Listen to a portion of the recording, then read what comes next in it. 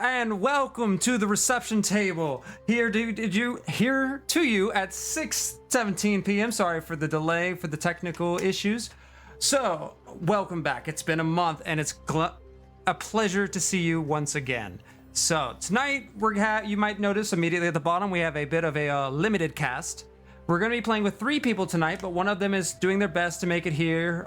They have work holding them up. It's out of our control, but we're getting him as soon as we can. Tonight, we're going to be adventuring with Astrid, Zatira, and Calicath. If you guys want to say hello, and welcome back to our friends and family there on the Twitch stream. Greetings, one and all. What's going on, everybody? A while. Getting back into it. Yep. We're going to try and get comfortable with it. Hopefully, we made some big changes with some audio where the music's a little bit better. And we're working on the set as we go along and just getting better each single time. For now on, we're going to be doing the episodes at 6 p.m. CST every other Saturday. And we're looking into possibly doing it weekly, but we're not sure yet, depending on some work schedules and things along those lines to get you guys some more fun content. But keep an eye out for that because it might be on the way. So, without further ado, it's a pleasure to meet you, a pleasure to be with you, and we can get into it. Any updates, my friends? Any updates to say? Zatira? Okay.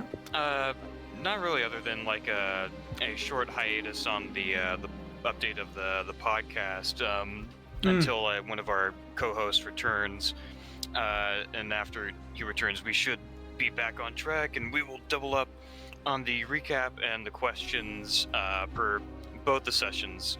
That will not be getting an immediate recap podcast.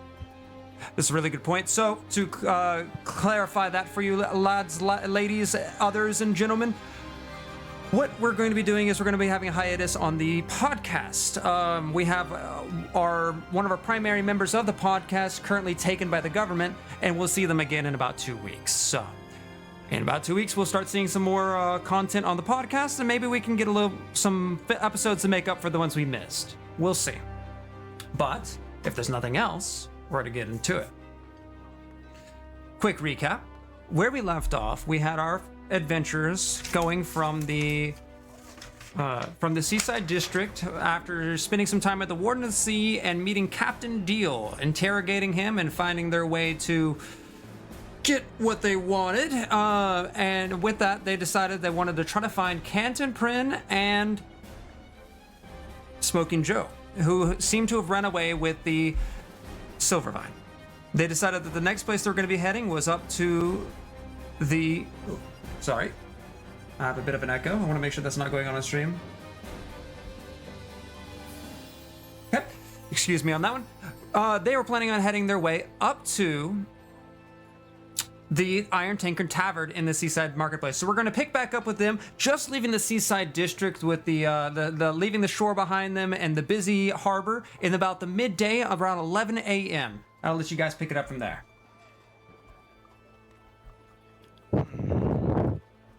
So, we never did actually check to see if your master and his partner had ever actually checked out of the Iron Tankard. Yeah, I know. Everything just happened so fast. Do you know an easy way back to the Iron Tankard from here? Oh yeah, plenty. Great, please, with the utmost urgency. Right. We should also discuss, I should probably be the one to walk in there, since they would very easily recognize your face. Yeah, I'll just lean outside. You let me know if something happens. All right. And as you guys begin traveling, you guys quickly make your way traveling through the common grounds. It's the midday. There's a number of people moving about. Stores are starting to have gotten themselves opened, and people are carrying in some people carrying in logs coming from the north to the south. But there's overall just the normal busyness of Crossroads as you pass through the common grounds. I'm going to have you both roll a perception check real quick.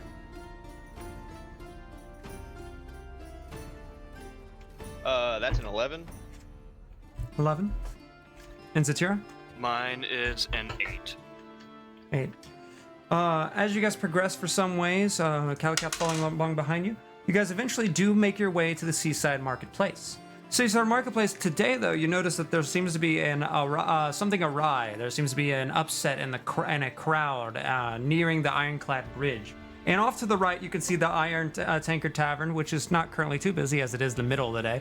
But there seems to be some kind of crowd that's been built up around the exit or the entrance of the crossroads, which would be the Ironclad Bridge. It's large, two gated doors currently, not fully shut, but mostly shut with a small opening in the middle. You can maybe fit one cart through. Typically, that road can have about 3 carts beside the side going through at one time. What is going on over there? Not sure. Should you even bother asking around about it?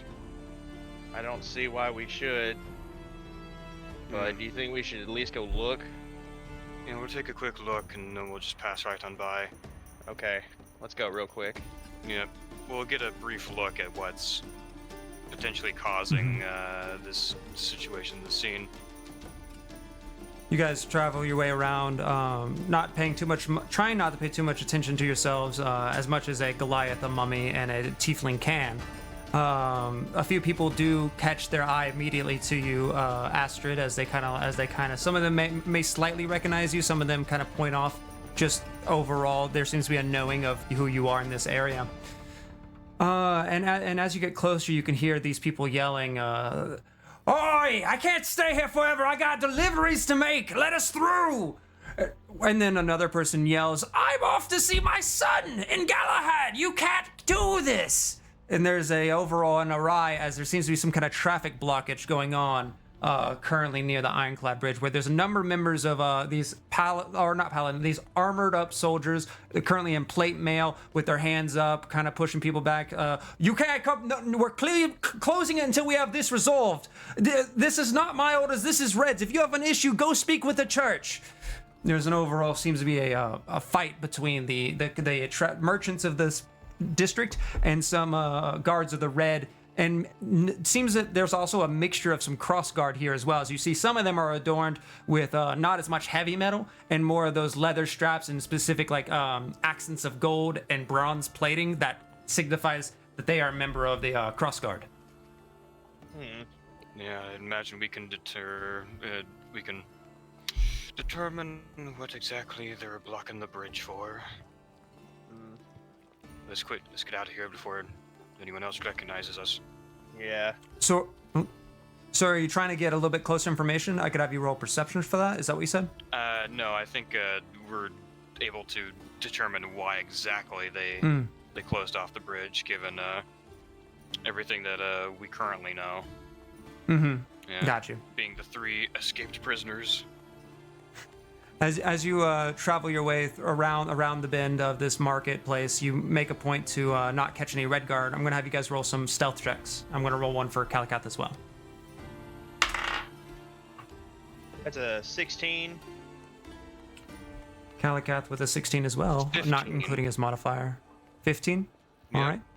So, despite your large stature and despite towering over many of the things, you manage to hunker your way down, and with there being so many people, the guards seem to be preoccupied. You feel like you make it to the Iron Tanker without anyone catching a particular eye to you. However, a number of these civilians have seen you, Astrid, and as well as your whole group. You make it up to the Iron Tankard, and there plastered on the side of the door is a drawing, or a sketch, if you will, of an individual with a rimmed hat, a goatee of sorts, and a darker complexion with a wanted domino, dead or alive, underneath it. Well, Oh no. I guess we can determine who else we're looking for. Yeah. You should probably stay outside. You're gonna be prime suspect number 1 next to this guy. How big is the wanted poster? It's about a regular sheet's worth. It's not too large, and it's currently nailed onto the wooden bracket that keeps the door frame. It's nailed onto the door frame, and there seem to be. You look further down the way, and you seem there's like 1 or 2 more following this. Essentially, the Iron Tankard Tavern's actually part of like a long line of different establishments, but this one's the biggest one of the establishment. Okay. Okay, Zatira. Their names Yep. are Smokin' Joe and Canton Prin. Understood. Thank you. Could I help them like find like an alleyway or like something like beside the building that they could potentially stay by but not be easily noticed by anyone? Yeah, you take a few walks around, and there's one just like two buildings down. There's an alleyway, and this is going away from the current ironclad bridge, where that leads to a place that he could try to stay in. You two stay in that alleyway. I'll come out if I get any useful information.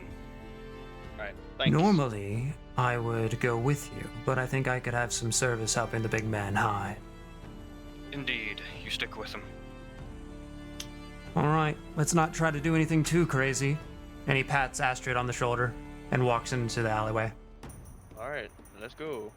Yep. I will step in very casually and approach the front desk to ask about. Excuse me, have you seen a Canton Prin or a Smokin' Joe? I heard that they were checked in here. I'm here to check on their well-being. Ooh. A younger lady with brown hair currently sits behind the desk, and the overall tavern's quite empty. There's not many people in there. And she looks up, and immediately upon making eye contact with you, she kind of a little bit of her eyebrows furrow, and she seems to slightly recognize you. Not seemingly anything connected to this event, but just in general. And she goes, "Well, lots of people have been coming in here asking questions on what happened that night. What do you want to know?" I'm looking to know You if said any where the of two them are? came back. So far, no one's been coming back.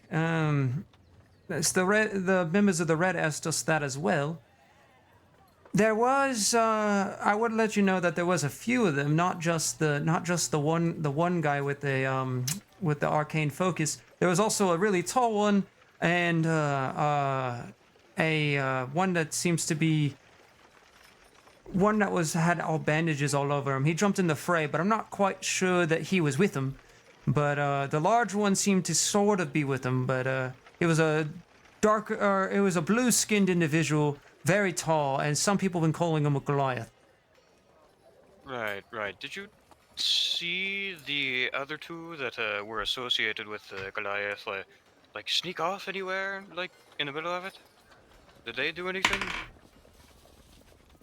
Well, no, I didn't see that. I'm afraid I was in the kitchen for most of the matter. Whenever I came running out, I found Gurn on the floor.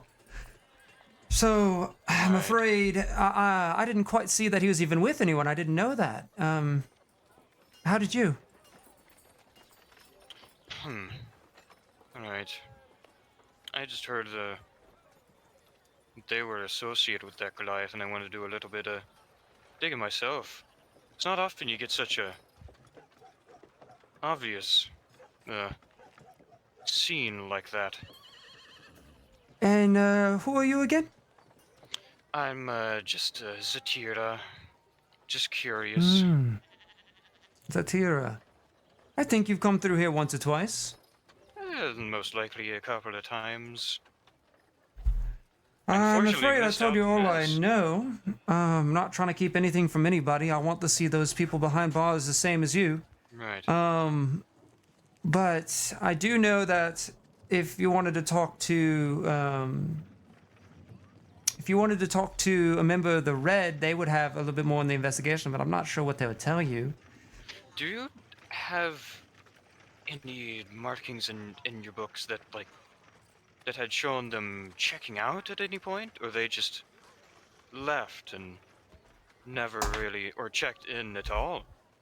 Well, that's a bit of a strange one there. The Red asked me that as well, but when I went looking through the books, I couldn't find it for that night. And it caused a big fuss for them for sure, but I don't know where it is.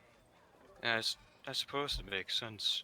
I'd heard that they had only walked in, and then the whole thing blew up. No, no, what I'm saying is, all the books, registries of everyone coming in that day and leaving, Oh? they're all gone. Now that is very suspicious. I no, you don't have to tell me twice. The red really gave me a running on it, but I don't know what happened to them. I went looking all through. You can see, and she like kind of gestures. There's like a number of books that are like splayed out on a nearby table, all opened up and stuff, and like papers on the floor. We've given it a fellow good search, and so did members of the red. But it doesn't seem like we came up with anything, and that really caused a fuss with them. Hmm. Well, thank you for entertaining my curiosity, at least. Sure thing. And if you need any rooms or anything, we're currently things are on a sale right now, as we're not having many people come through after. Even though we have the carnival coming up, some people have been avoiding this place since all the shenanigans last happened. Right. Gonna be real hard to get a murder happening in your establishment off its reputation.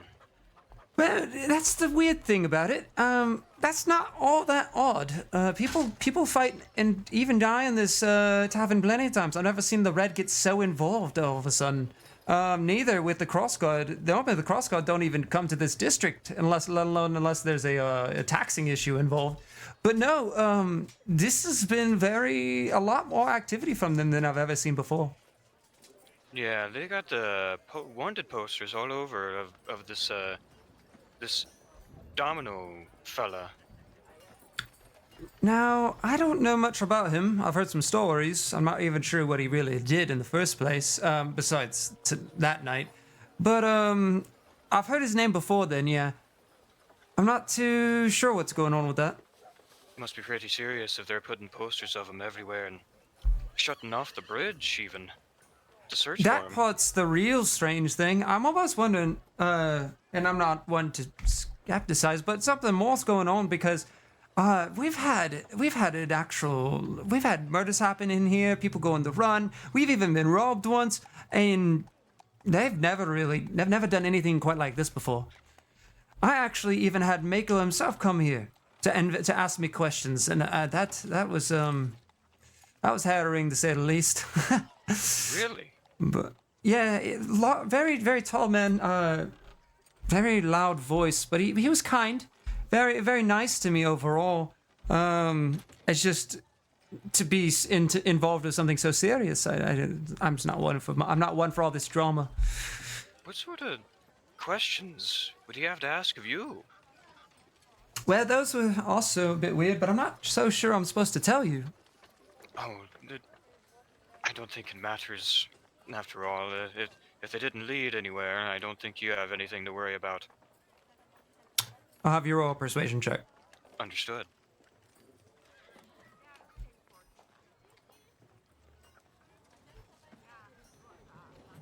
That's a 10. Whether or not it led anywhere or not, I don't know. I'm already kind of on edge with it all. I don't really want to I don't want them to come back here if I can help it. They're already they gave me a bit of said they were suspicious of me, and especially with all those documents missing. And, I understand. yeah, I don't know if I understand. exactly want to share more. They really Excuse- tore up the kitchen, though. Yeah. Oh, that's unfortunate. Well, excuse me for being too nosy. No, I just don't want to get in trouble, so I understand. All right. Well, hopefully this will ease whatever damage you may be suffering from, and I'll leave 5 gold pieces. Well, you're too kind, really. I'll make sure to put these away with the rest. And she takes them and carries them. She puts them in a small box underneath the counter. You can hear the plink, plink, plink, plink as it falls on the other pieces of gold. Yeah. With that, I will thank her and then be on my way, and we'll rendezvous back with the other two and trying to inform them of what I had found. All right. You make your way back to them with relative no problems. The Red's very preoccupied with a ever-growing crowd of angry people. It seems that they must have closed this tonight, and the word's just now getting through, or overnight, or maybe this morning. You make it back to Astrid and Calicath, who's currently chilling in the alleyway. Calicath kind of gives you a nod and it basically insinuates, "So what'd you learn?" Not a whole lot of useful information, other than all of their check-in and check-out books were tampered with or missing around the time of the attack, which was very suspicious. Hmm. That is weird. What do you think would have done that? I imagine the gold masks might have had some play in that. Hmm. Yeah. What do you think, big man? I don't know what to think. This is, I can't. I don't know. It's my only lead, albeit not a very good one. And now I'm dead in the water. I don't know where to go now. Well, Yeah. seems like we're shit out of luck then. Yeah, I guess so. With looks like travel being stopped from in and out of the place, we are now stuck in this god's forsaken city. Right. And we don't know Blessing and a if curse. We know they didn't leave. unless they managed to leave in that same time frame, but I'm willing to believe they may not have either. They couldn't leave through smuggling, which was their first option, perhaps. Now the bridge is closed. Right. Hmm. And all those books are missing. Because they were perhaps looking for people of interest, perhaps you and your two companions, I would imagine. But I don't think you two even had the opportunity to check in, did you? No, I was putting things away, and then all that happened. So you got to your rooms and then all that happened. Yeah. If you made it to your rooms, you probably got checked in by one of the other guys, because you can't get a room without getting checked in. Right. So But they would have asking now, taken record of it. right, and the book that we were checked in with is Missing. gone. The Red was also looking for it, and they met the same wall. You know one thing that doesn't sit right with me? What would that be? Mm-hmm. Who was that guy that after all the business started just talking to us in the alleyway with the guy with the weird little piece of clay and that fork thing? Onyx? Yeah, why did he even show up? I think something. What business did he have with you? It wasn't nothing with me. It was with his sister. So He why did he kinda- get so involved after the fact? I think he was just being nice. A good People- Samaritan? Overreach? In my Possibly. days, people aren't just nice. Not like that, anyways. Tell me more about this Onyx fella. All that I know Well- is that you took his name. Yeah. Well, he's looked like a scraggly individual. Didn't look all that wealthy. Was missing an arm. Green cloak over his shoulders. Looked like a jacket. Although he left the arm on there. I guess why not?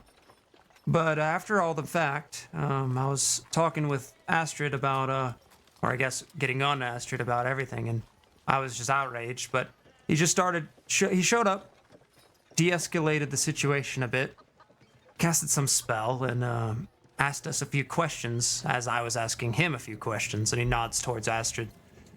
But besides that, during the whole event, I didn't even know he was in there. Huh. I He talked just showed to up, him. started talking to us. Yeah. Just the What sort strangest of thing. spell did he cast exactly? Well, I was trying. I think it was locating something. It was a locate spell. if I Could have been believe locate correctly. object, That might have been but it. That would be pretty useful right about now, don't you think? Absolutely. my guess is he might, if not involved, he's a useful person to find if we don't have anywhere else to go. Right? He's one of the few witnesses that you two have gotten in direct contact with, I believe. And he has a spell that's useful for finding objects, which is precisely what we're trying to do right now. Yeah. That sounds logical to me, unless you guys ain't got any better leads currently. It's better what I was thinking. Yeah, we'd better get, Well, what were you get thinking? to finding this fella. Well, it wasn't smart, so let's not talk about it. All right. Question is, he won't be hiding like your two friends, but he's certainly, I don't know his habits, I don't know where he'd be. So the question is, he seemed like a magic type. We could go check out at the tower or the library. Wait, But, didn't he I say could that ask he around. didn't? If I could recall, he said he was going to meet his brother. He did say Where that, would didn't that be? He did, and he said his brother was a. What did he say about his brother? He said it was like a high-ranking something. He was.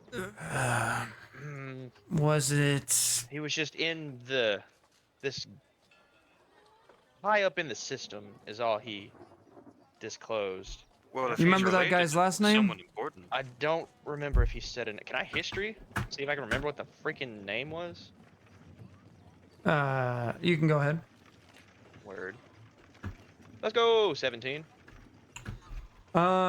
You remember whilst glancing over his person, you at one point saw that it was there was like an item that, or like a piece of paper that had Onyx Everhall at the top of it, like a piece of his.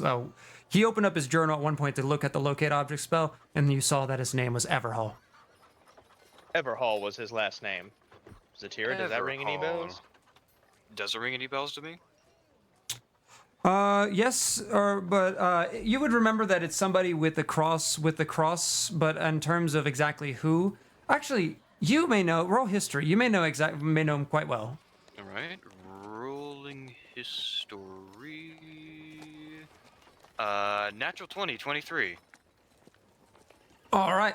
Everhall, you know decently well. You know to avoid the Everhall guy because he's actually an investigator, a private investigator, and he's never good it's never good business when he's poking around in the potion shops or trying to poke around with where the potions are going. As far as Sawyer's concerned and your business with Sawyer, essentially, if there's Everhall involved, it's drop whatever client or drop whatever thing like cold turkey because they might be setting you up for a bad time. Everhall is overall the investigator for all criminal things in not Galahad, sorry, in Crossroads. Oh. Everhall. His brother's a criminal and private investigator. Oh, great. So a private investigator's brother shows up right as a criminal strikes. Indeed. I'm s- It does sound. If I recall correctly, Very I convenient. think he showed up with Domino. Onyx I did. Which is even weirder. That's also very suspicious. Was he trying to set up Domino? Which is why Domino did that and sorry, Calicath, and exploded the bartender? Perhaps. Still So something worth weird. asking about. I think as much as it is not beneficial, but also could be beneficial, I think we need to find this Everhall fellow, All right. the Indeed. Well, investigator. let's. And if we somehow come by Onyx, we need to ask him to join us. His word will be good input. To I don't convince know his if I brother. quite trust him, but we can certainly get. We need his words. That I can say Yes. for sure. A familiar I face don't would help our expect cause. him to give up his brother's name to a couple of criminals Right. he's very likely to recognize. And I'm not so sure he just shows up. on coincidence there. Right. It is strange, but we have nothing else to go on. Right. So, enough with this talk and let's go. Let's go then. Indeed. This is good. This is good. Zatira? And he looks over to you to figure out where we're going. Let's see. If I remember, should be over here in this direction. Follow me. I'll attempt to lead him to where I believe he lives. So you have your map, right? Yes. Where would you like to go as Zatira? Where do you assume he would be? The brother, that is. I would assume he would be closer towards the northeast, like closer towards the Golden Gardens. I think I'm misremembering the name. The capital square? Yeah, I think he'd be closer to the capital square. Got you. All right, so you guys pack your things. You guys get together and you start to head on your way. Traveling through the seaside marketplace as calmly and as not to get your any attention dragged to you as you can. I'm gonna have you guys roll some perception checks, or sorry, Understood. a perception check. Understood. Perception. That is a 18 total. And Justin, Yeah, I got a 5. they made a 17. So as you guys are walking, Zatira, whilst keeping your best to not look suspicious, you notice someone else looking suspicious as you catch on to the fact that you're being tailed. It looks like that the person tailing you, though, is either shorter or younger in stature, as you catch a glimpse of their jacket, and then later on catch that glimpse again, something you noticed prior, and you connect the dots. That after the third time that you catch that person, and you can just see like a little bit of their face, looks like a younger individual, they're again gone into a crowd, but you catch on that you are being tailed. We're being followed. Stick What with do me. Okay. I'm gonna try and take us like through a path to like zigzag around and like try and lose them, like even dip into like another district if we need to. All right. With that, you start speeding up a little bit to try and lose them. I'm gonna have you roll. You guys roll a stealth check, both of you. Understood. A 19. A That 19. is a 22. 22. With that, you guys take a few steps off and take a few corners, and Zatira, after walking for about 10 to 15 minutes, that figure you feel confident that they lost you after you ducked through a few alleyways. This did lower your time, but after a few 20, 30 minutes, you guys get across all the way into the capital square, and now you guys have made it there. And around you is a number of large buildings and the more finer architecture of Crossroads. Some of the roofs are lined with this like copper sheen and whatnot, that whenever it does, it's not quite as it's about 1 p.m. ish. No, it'd be about 12 p.m. Sorry. Whenever it becomes sunset, these roofs are known to glow with this golden aura, but right now it's not doing so as it's the middle of the day, and you can see like the heat waves rolling off of the bronze roofs. Alright, we should be getting close. Okay. That fellow that was tailing us, did you catch a glimpse of them? Did you see their face? Only look a little familiar? bit of them. I'm not sure. Did they look familiar to me, DM? They didn't look familiar to you, but they were very, very small, if not a kid. No, looked very small. Maybe a child, but not Okay. certain. Either way, let's stick around long enough for them to catch up. Yeah. Let's go. Right. All right. I'm gonna find you, Candy Friend. Oh my god. It is rather strange how your two companions that you've made it this far with suddenly decide to split from you and not tell you where they're headed. It's infuriating. Do you think Truly infuriating. Do you think they don't trust you or something? I don't know why they wouldn't. I've essentially been a part of this group for all of my life. I can't recall if I ever broke trust that severe that they would up and leave. It makes no sense why they would just disappear without a trace. Well, Maybe it's why were you don't- here? Again, a delivery. All right. maybe less Eventually of you guys- Oh, sorry. Sorry. Eventually, you guys make it to the middle of Capitol Square, and you're now standing in front of the Grand Standing, which is the large Capitol building of this city. But as far as knowing the specific address of Everhall, of Pearl Everhall, you don't know precisely where that is. So, you guys probably your best bet would be to talk inside of the Grand Standing and ask about, as that you know for a fact that that's where all the officials would work.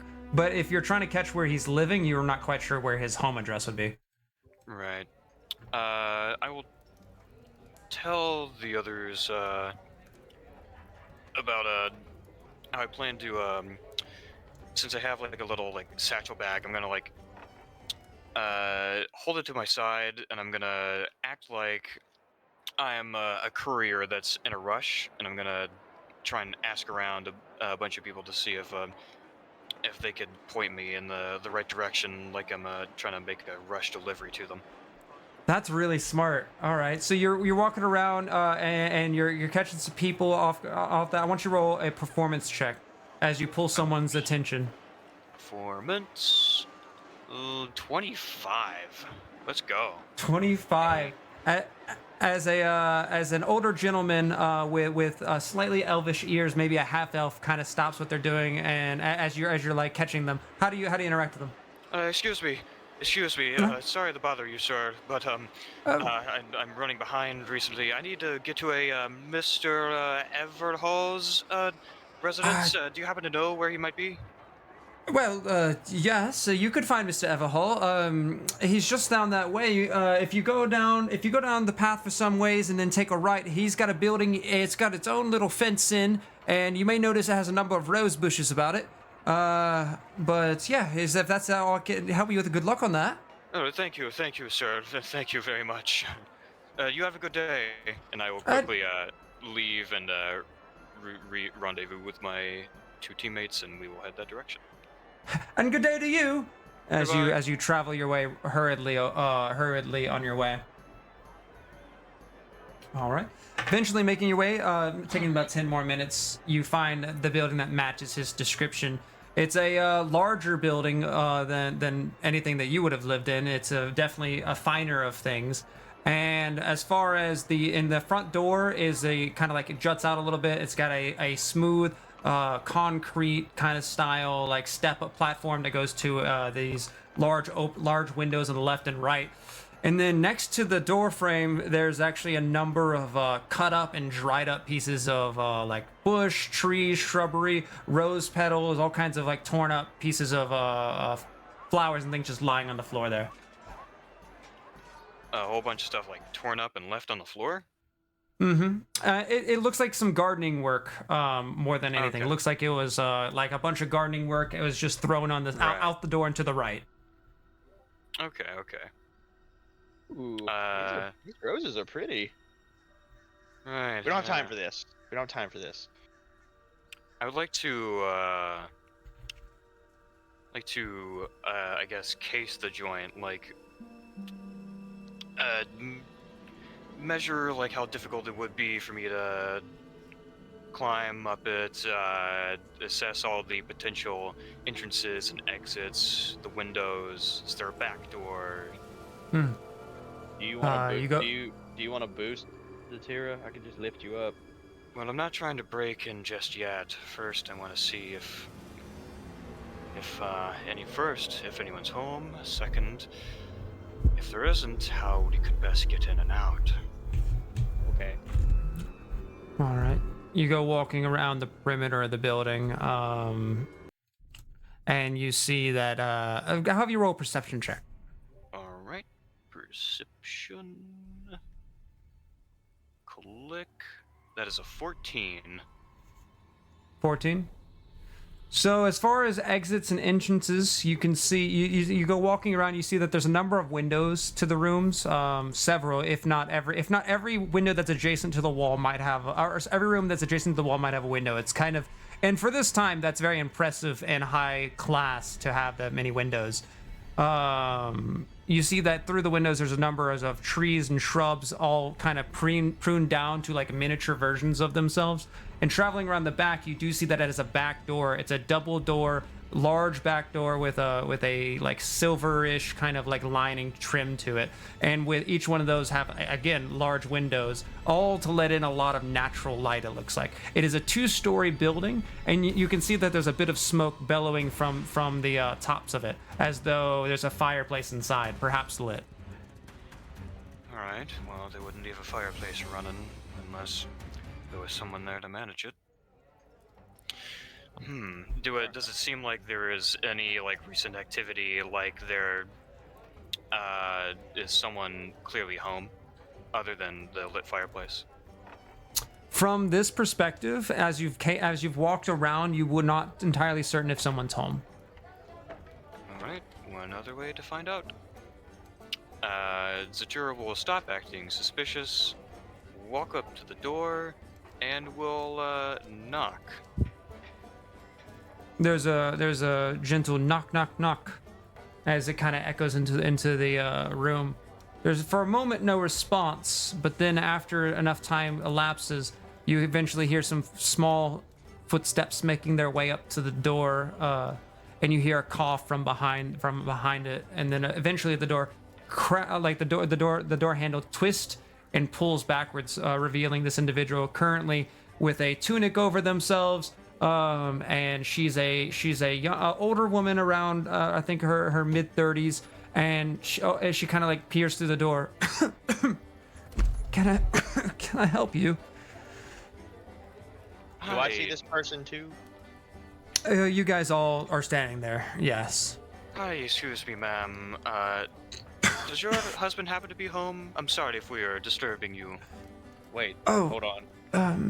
I know this person. Sort of. And with that, you say that, and she kind of looks at you, and her eyes widen a little bit. What are you doing here? Please, don't. And she like starts to crack the door closed. Don't, hold on, wait. I need to find Onyx. Or at least, his brother. Please. Why do you need to find him? I just need to help locate somebody, and I was told that Onyx's brother is a really good investigator in all things.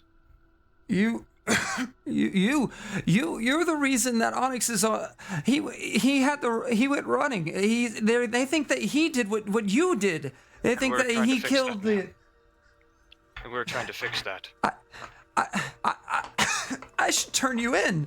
And she weakly like closes the door. You could. And I locks put it. I put my foot in the door to interrupt. Yeah. Oh, all right. You put your foot in the door and close it. She pushes, and it's not a lot of strength, but she's definitely pushing with might as she starts to go into a panic. Ma'am, please. We are trying to help your brother here. He may be the last lead that we have in order to bag the individual who really is responsible. Roll a persuasion need check. his help. We can save your brother.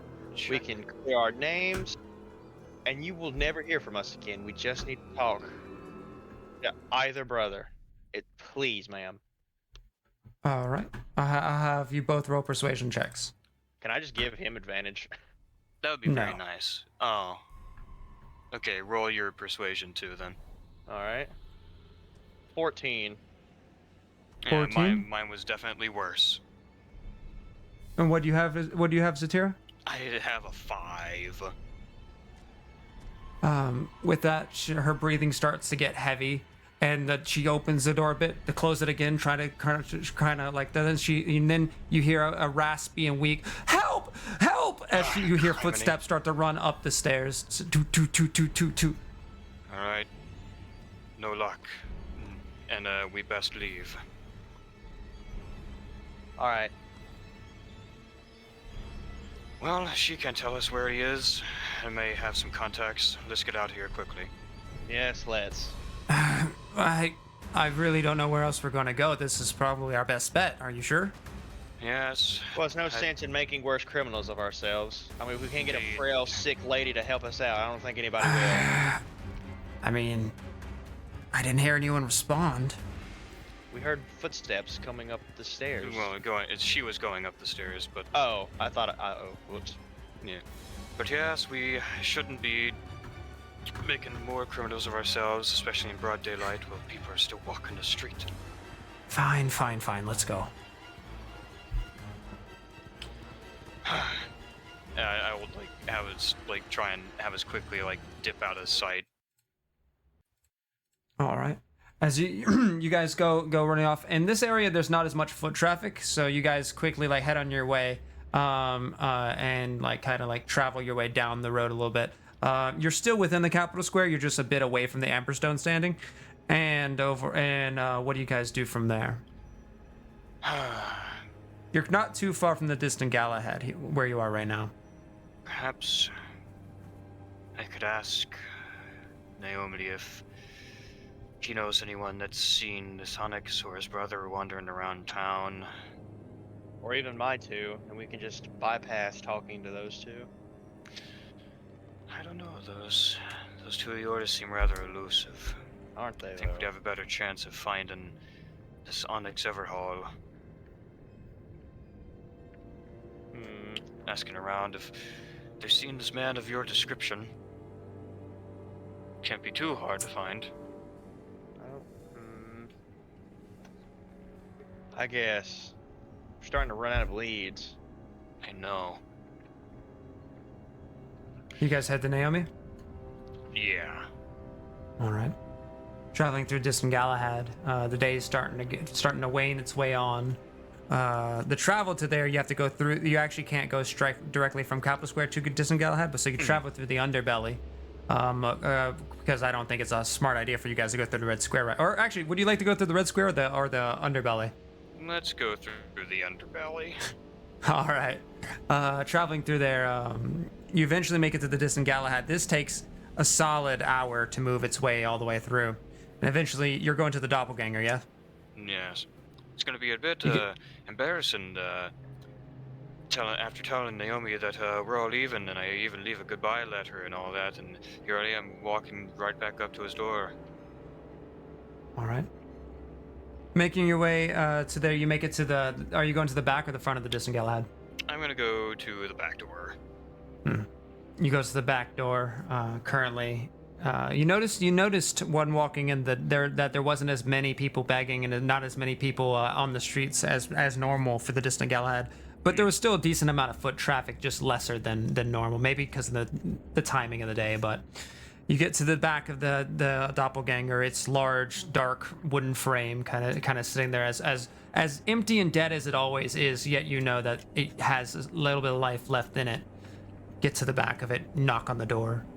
It's not too long before the door opens up, and there's a fully dressed with a button up and the collar down, with a silverish kind of lining to it, and a gray button up. Naomi opens the door. His white hair kind of all piffed up. Oh, well, look at you. Yeah. You back already? All the ports are closed. Closing off the bridge. Oh. Smuggler was more of a lead than I thought he was. All right then, you two, come on. Normal run and game. Everyone inside. Yep. I guess we all step in, and I'll continue my line. Yep. Letting him know. He walks with you as you guys are walking to the to what would be the tavern area. He's listening as you guys walk.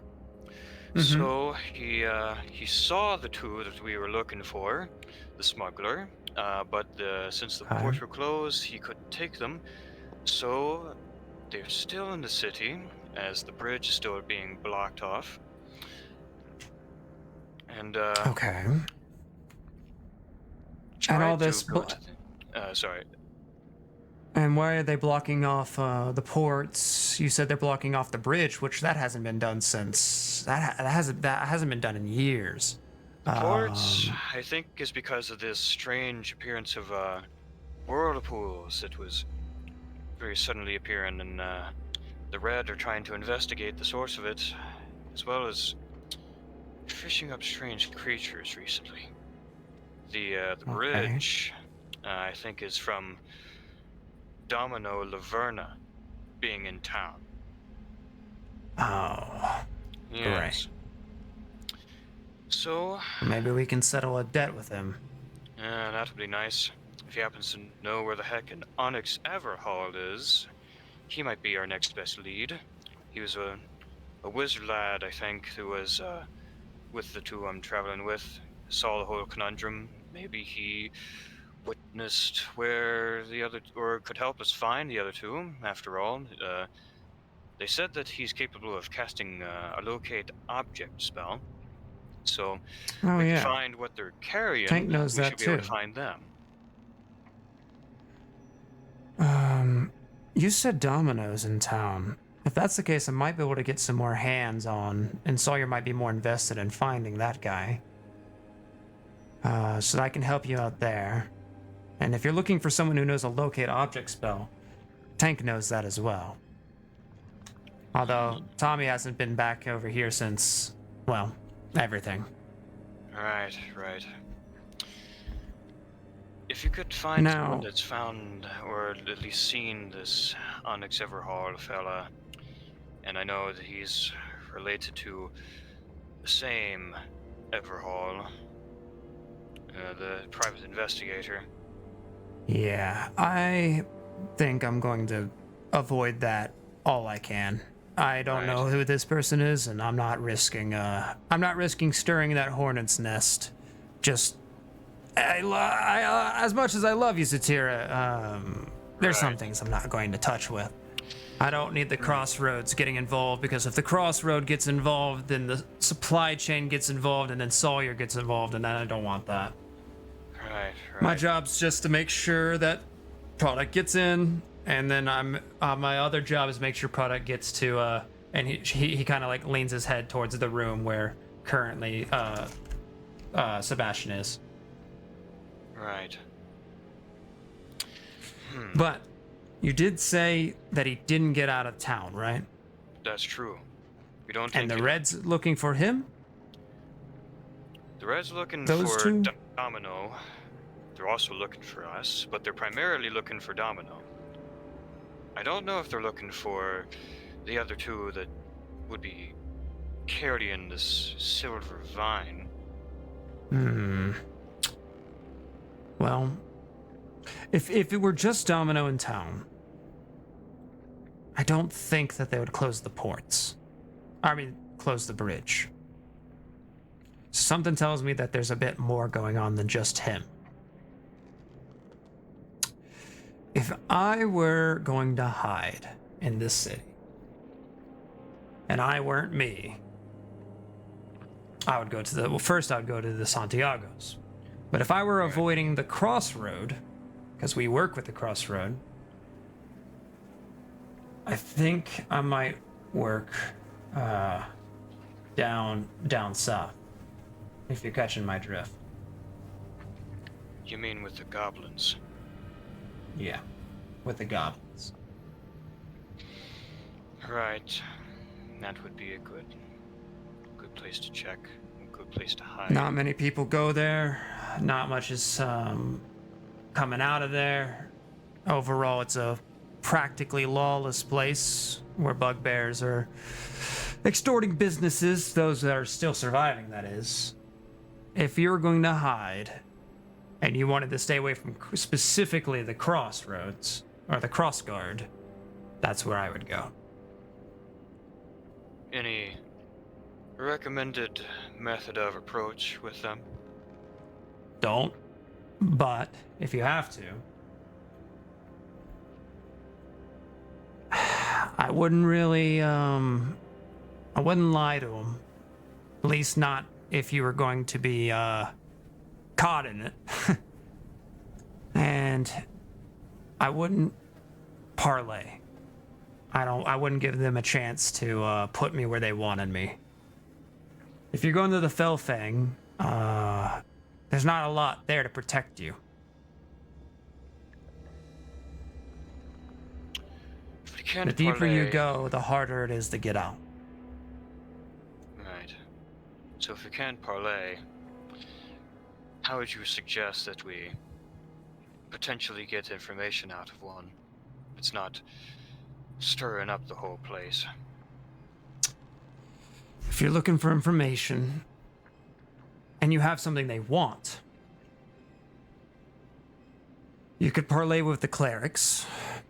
They're a bit more hospitable, but they're a lot more dangerous. If you come in stating that you're interested in speaking with a cleric, they practically will get you there, but you'll be going deep into Felfang. And if they don't like you when you're there, it's going to be hard to get out. Understood.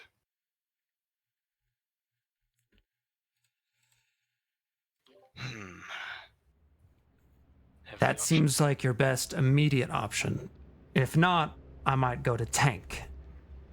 But if he hasn't seen the item, it's going to be awfully hard for him to find it. Right.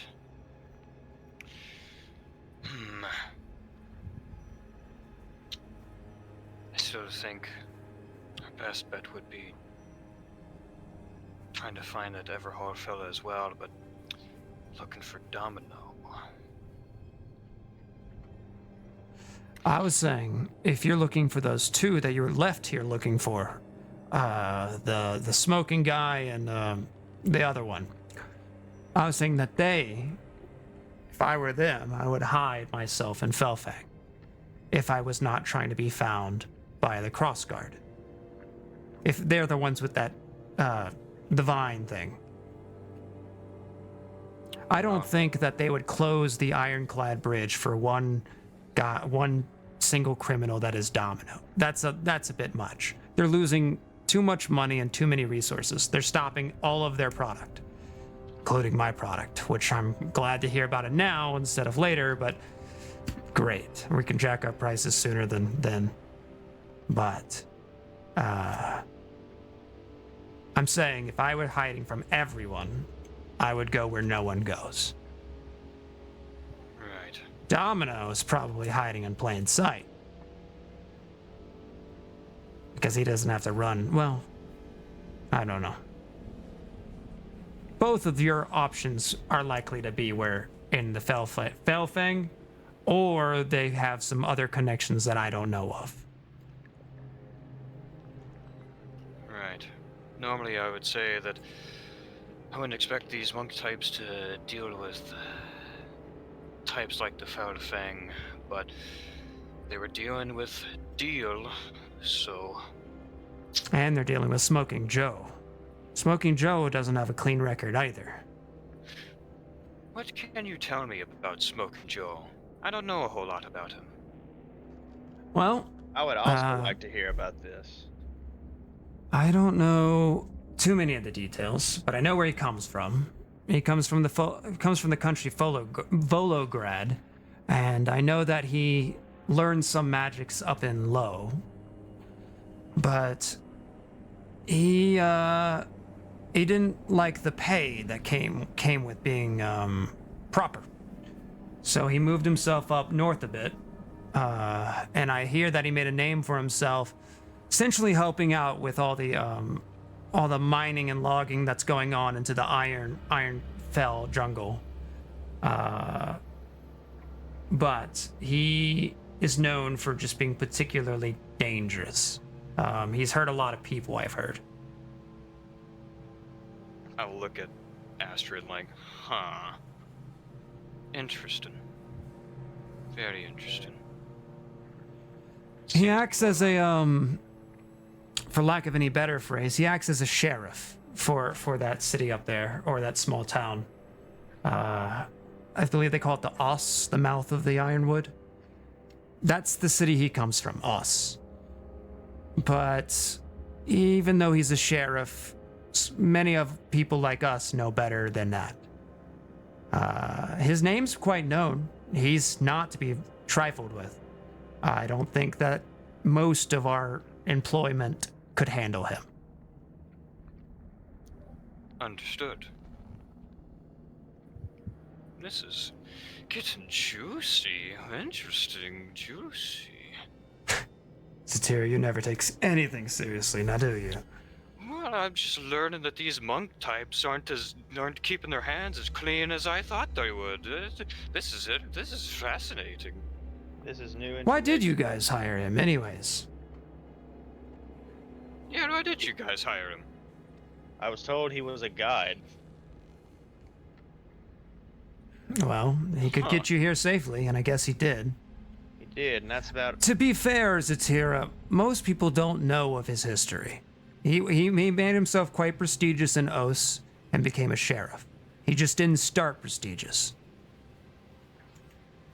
Do you think that's something that your master would have overlooked with this fella?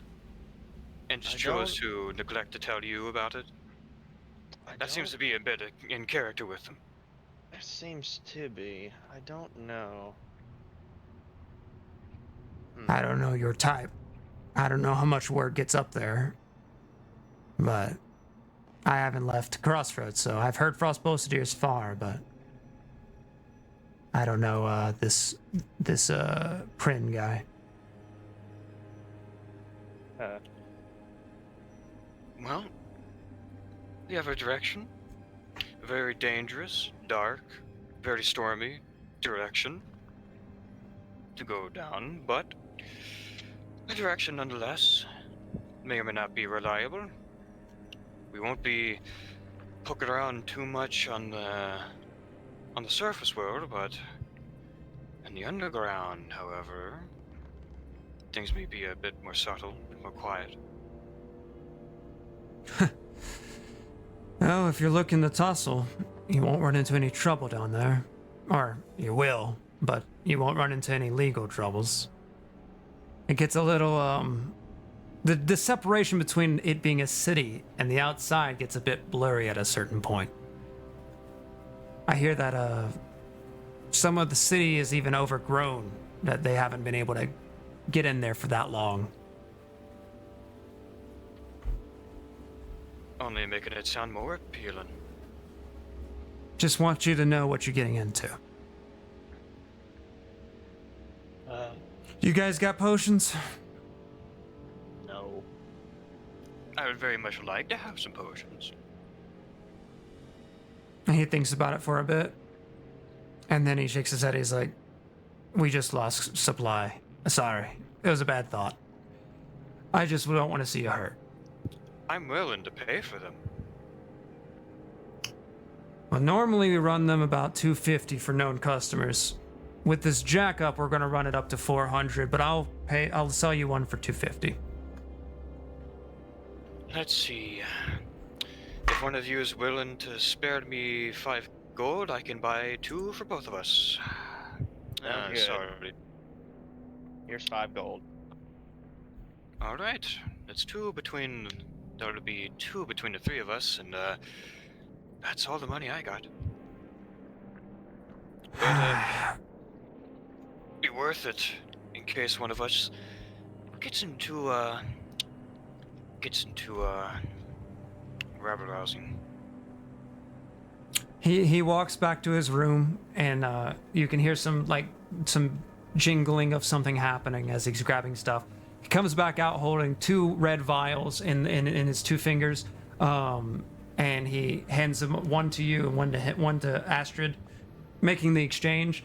And then he grabs from his side a cloth that he also picked up in his room. It looks like another vial that's clothed around, and he puts it down on the table and he goes, "This is 'cause I do care about you," and he passes it over to you, Zatira. I will unwrap the cloth and look at which one, what's in there. It's another health potion, but it's a bit more vibrant than the previous ones. Whereas the other ones have a bit of a glow to them. This one's a brighter glow, and as you shake it, it glows very brightly, and it's a red, almost very red, like syrupy kind of liquid. And the vial itself is shaped like a circular vial into a top. All right. I guess I'll have one of the lesser ones. Calicath will have the other lesser one, and then we'll give the big one to the big fella right next to me. And Justin, you can add a greater healing potion to your inventory. Okay, thank you. The only reason I charged you for the other two is because I have to keep strict stock of things, and if I didn't have the gold and Sawyer went looking for it, that's on me. So, stay safe, and let me know if I can help you any further. If we come back and don't happen to have any news about our quarries, then any news that you have just heard around the grapevine would be useful. Understood. And you guys are visiting here a bit more than both Sebastian and I would like to a level. Just make sure you're not ever being followed, okay? Oh, yes. As more and more people get to know who you are, especially you, big man, I don't want the cross guard showing up here asking me questions.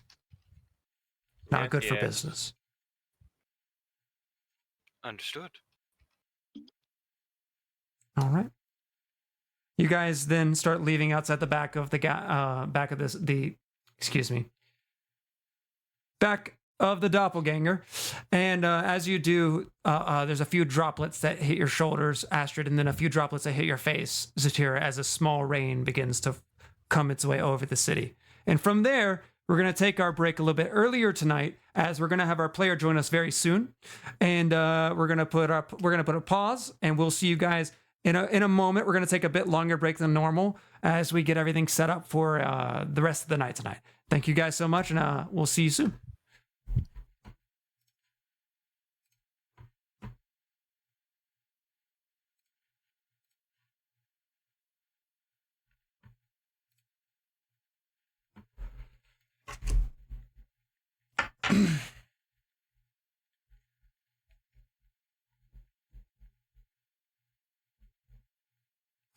Testing.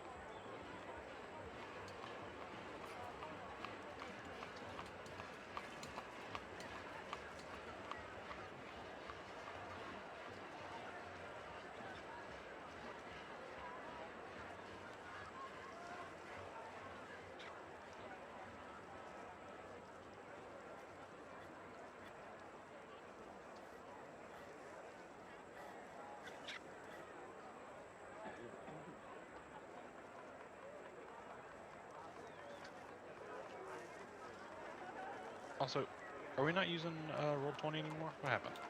No, D&D Beyond. D&D Why did Beyond we Roll20 is like battle map stuff. We use but Roll20 for battle maps. Yeah. All Roll20. right, so we are back. Hello, everyone, and sorry for that. Or back from our break, and we're gonna get back into it. So now we have Calicath, and we're all ready to rock and roll as we head our way down to. Oops. Down to the Felfang Enclave. Are you guys all there? Can you guys all hear me? Yes, I can hear you. Making sure the audio's working. Good. All right. So we pick back up as you guys are currently walking through the distant Galahad, heading south towards what would be the Felfang Enclave, or at least that district that's owned by the group known as the Felfang Enclave. Keep a close eye out. Don't bug anybody. Don't try to piss anyone off. Keep your corn purses very close to you. So, remind me again why we're here? Because it's a damn good place to hide. Right. With goblins. Yes, Yes. apparently. And why would the goblins let them stay here? Any idea? We'll have to ask them and find out.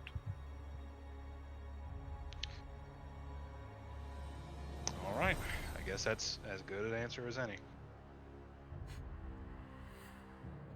We're gonna see if You they're guys here in the first place at all.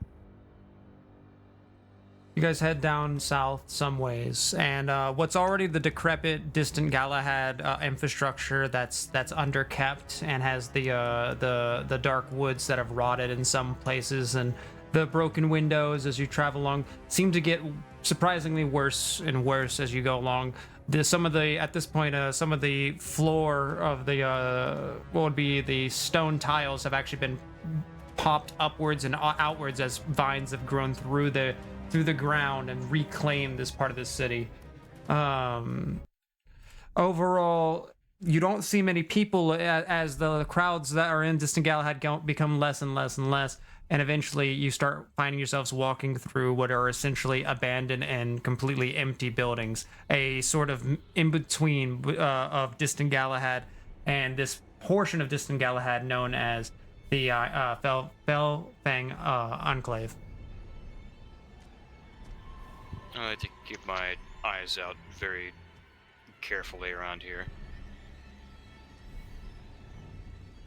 Looking around, you can see that occasionally in some of the windows there are people that do live here, but very few and far between, as you can see them kind of like glancing through the windows, seeing you guys walk through. It's about the middle of the day, and there are you make it some ways, and there is a small shop that is surprisingly has an open sign, and so far you've not ran into any particular goblins or anything of that sort. And Naomi suggested that if we were to ask about seeing a cleric, they would, at least a member would most likely take us to them. And they Most would be likely more they like- would respect that and then take you to one. Okay. Should we enter the shop? Perhaps ask the owner where we could find said cleric? Might as well. Like to see what kind of stuff this old place sells anyways. Right. Let's go see. You guys walk in, and there's like a creakiness to the door as it's unkept, as it pushes open. It's a poorly lit area, and behind the counter you can see an old man, kind of like shakety, and currently fiddling around with something, and he welcomes you. He's like, welcome to my wares. How can I help you? You know what? Never mind. I don't think this place is for me. You want to go ahead? Certainly. Hi, hello, Hi. nice Looking place. for supplies? And he reaches down and like kind of pops some things on the counter. It's a number of pencils, pens, inks, and things along those lines. Got maps that I've done back when, cartography. I'm more interested in learn a little bit more about getting around town. I'm looking for a cleric. Could you perhaps Oh, point me in the right direction? well, you looking for, if you're looking for a cleric, you've gone to the wrong place, my friend. You can find him in the red if that's what you're looking for, some holy business. I think I'm looking for a different kind of cleric. One that maybe would help me look for someone. Oh, I see you. You looking for a local cleric? Is that right? I believe so. I don't know him myself. I've heard some of the goblins say his name though. Orinyar. He's deep in south from here. They come through to collect once a month. But not himself, no. He doesn't come through himself, so would we expect to find him there at all? You could probably find him south, where deeper in the goblin and the bugbear areas. This is still a few people make their way down here. They tax this area, but once you get a certain level deep into here, you'll find that there's no more as many people around. Well, sounds like we're headed south then. Indeed. Could you give us a little bit of a description of him so that we know him when we see him? Orinyar? I've never seen him myself. They've described him as the large one, the old one. A couple goblins came through to asking me to pray to him, but I don't know him. I of course did when they were here.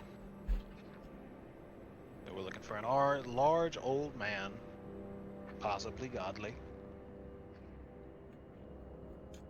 Good, Well, so, he's I guess. definitely gonna be a bugbear or something larger in the ranking. Not a man at all. Understood. You don't think bugbears are men? After what they've done to me and my family, they're demons. Fair enough. Great. Thank you for the information. Do you have a good day, sir? All right, if you're going south, be safe there. We'll certainly try. And you head out. Old man's got a point. Anything can be a demon if you come from the right place. You guys. Astrid is gonna glare like side-eye Calicath when he said that. Okay. The person with red skin, a tail, and devilish horns and glowing yellow eyes will give him a bit of a turn as well. Was that motivated? I feel like I should be offended. You feel how you feel, I suppose. Alright, whatever, let's just move on. All right, you guys start heading south and traveling on further and further. The city spans for some ways. It's about a 30-minute walk before you see anything. And at this point, after traveling through a small mini group of buildings where there were still like shops running, you eventually get to this area that has like literally some of the buildings are knocked over, and lots of vinery has grown through the flooring, and there's like a number of trees sprouting from the sidewalks. It seems that like overall you've walked into like a non-city in a city as you progress for some ways. I'd like to keep a very close eye out to make sure, one, we're not being followed, and two, we're not being eyed up by anybody who may think that we're their next big job. Roll a perception. Perception. While Zatira is trying to look around, I mention That's 7. it didn't occur to me before that you were a tiefling. I do apologize for my remark earlier. That was not directed at you. It's fine. I'm used to getting weird looks and offensive comments towards my looks. For what it's worth, I don't think you're a demon. Well, that's one of yous. Also, I rolled a 7 on my perception. As far as anyone following you, you look around behind, you look things, and it looks as clear as can be in terms of there's just no people. But not too, but about like 40 feet ahead, you like there's a number of pots and pans that go falling and rolling out into the street, and then you see two creatures, almost spider monkey like in nature, and they're like tackling over each other, rolling around in the dirt. One of them grabs something from the other and hisses, and then goes sprinting off, its tail bobbling around, not towards you guys, as the other one follows it along. Well, what a welcoming atmosphere. Strange. They seem to have been fighting over some shiny object. And we would recognize them as goblinoids, right? Goblins, yeah. Mm-hmm. Guess we continue onwards. Pressing forwards for some ways, it's not too long from there where you start to see that there's a number of goblins that are more present. Some of them kind of like peer at you and off from a distance. You're not quite walked up to them, but there's a number of them that have caught your presence as you guys are not particularly trying to be stealthy. You guys are walking up. Some of them are kind of like eyeing you, but they're still 50, 60 feet away. They're not close to you at all. And a couple of them kind of scatter as you guys get closer and closer. It seems that they're overall kind of timid in general, but still they kind of like have a weird sense of watching as they pass along the directions that you are going. The closer you get to them, like a flock of birds, they kind of like disappear into crevices and into windows. Let's stick a little bit close together now, shall we?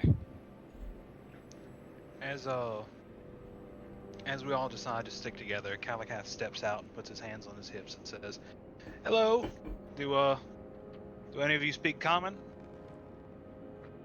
The word common echoes. Common, common, common. With no particular reply. No? No one wants to try, at least? Don't think they're very welcoming to newcomers. Or anyone. That have you- friendly. What'd you say, Justin? I said, or anyone, seems like. Everyone can hear with their passive perception that there are whispers happening in some of the buildings. Though making out what they're saying is not particularly possible, but some of the words come through clearly as words that are common as they whisper to one another. We can hear you. I'm not asking for anyone specific. Just someone. There's a hush for a second, and then in one of the window seals on the second story, kind of something hops in the window and calls out to you. What are you doing here? We're looking for a cleric. Wouldn't be Yeah. happen to be able to point us in the right direction, would you? There's clerics where you came. A different type of cleric. Yeah, I'm not sensing a whole lot of holiness from this place. What business have you with our clerics? We think that they can help us find someone that also doesn't belong here. Roll a persuasion.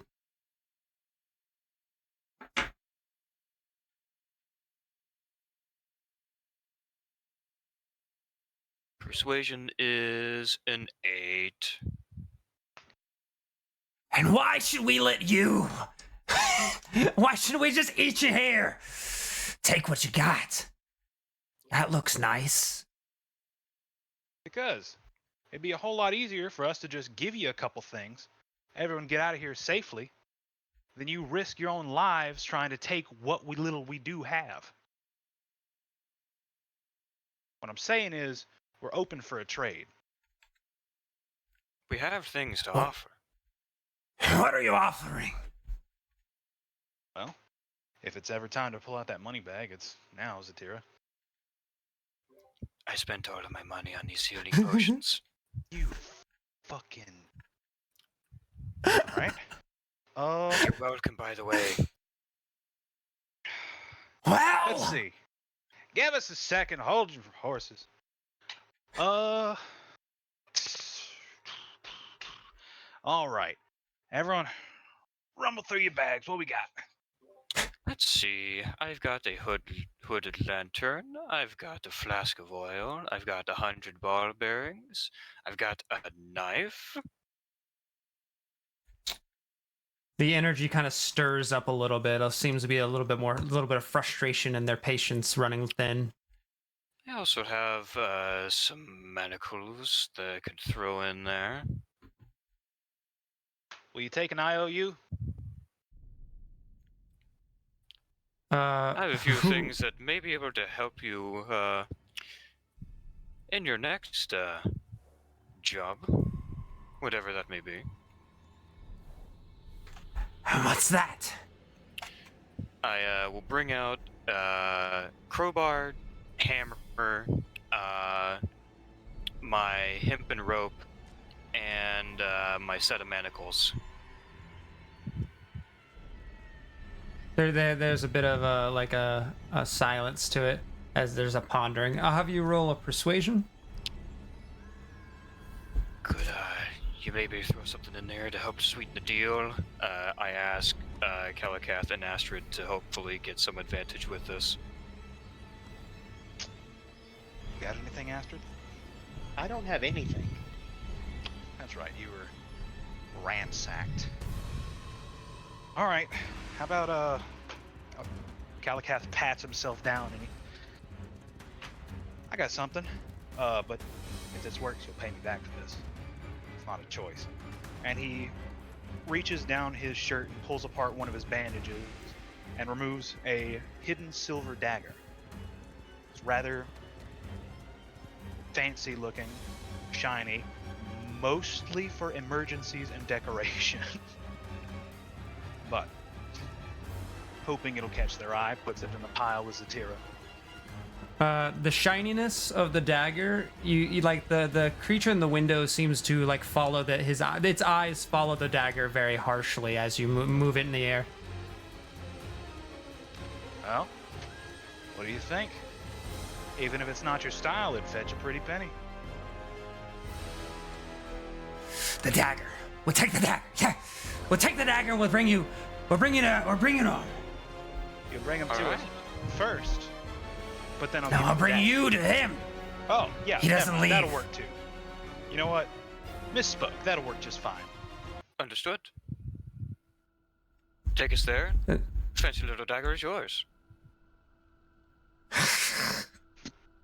They think about it for a bit, and then it disappears in the window. Before after a few moments, you hear some rumbling, like rustling around, and then the little creature pops out again out of the front door now, which the door itself was knocked over, and it kind of comes crawling out on its back arched, almost like a cat who's like a defensive as it gently walks. It keeps a good 10 feet away. Follow me. And it begins to crawl its way along, and you can hear a number of other creatures also, and occasionally see them going up and over the various pieces of rubble as you guys begin to traverse a lot slower than previously. I lean over to Zatira and I whisper, keep a tight hand on that dagger till it's time to give it to him. Understood. I'll try and keep it on my person hidden. You guys pass for a little bit longer. It's about a 10-minute walk before those structures that were it goes to the point where the structures are almost completely knocked down, and then you start to see new structures. These wooden kind of like hut style structures, wooden kind of like tent structures. You see a couple fires, and there you can see a number of these goblins. Some of them more frayed hair looking than the others, but a couple of them looking about as there seems to be some kind of meat cooking. It looks like maybe rat or something small over, and you pass along. Seems like there's like a little encampment that's built itself up, and you get to a point in the city that you're practically leaving the city. The geography of this place in itself is actually, it becomes like it's like a Florida situation that you guys are at the top and it goes its way down. At this point, we are leaving the original city and going to this wildlands mix where you can see there's actually fully grown trees, and it's a small cupboard that goes farther, as small as in a couple miles worth of land. And you guys travel along with them. It's about 10 minutes again as you go a little bit farther, and now those structures get a little bit more built up.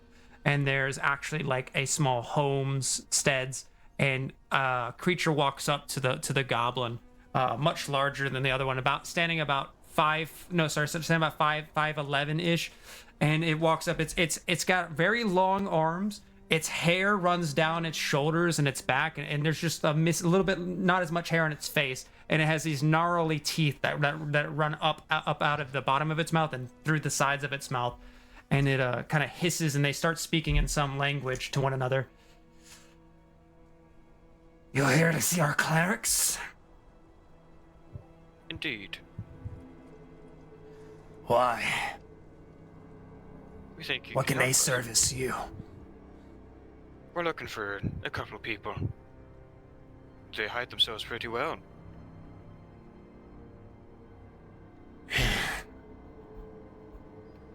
I'll bring you to them. Only because they wouldn't accept if I didn't. And he kind of turns and he motions for you to follow. This time it's a much shorter walk, and the buildings go from like small to the medium, and there's these large wooden structured buildings, talking like 16 to 15 feet in height. They're still crudely made, but they're basically using tree trunks for pillars and things along those lines.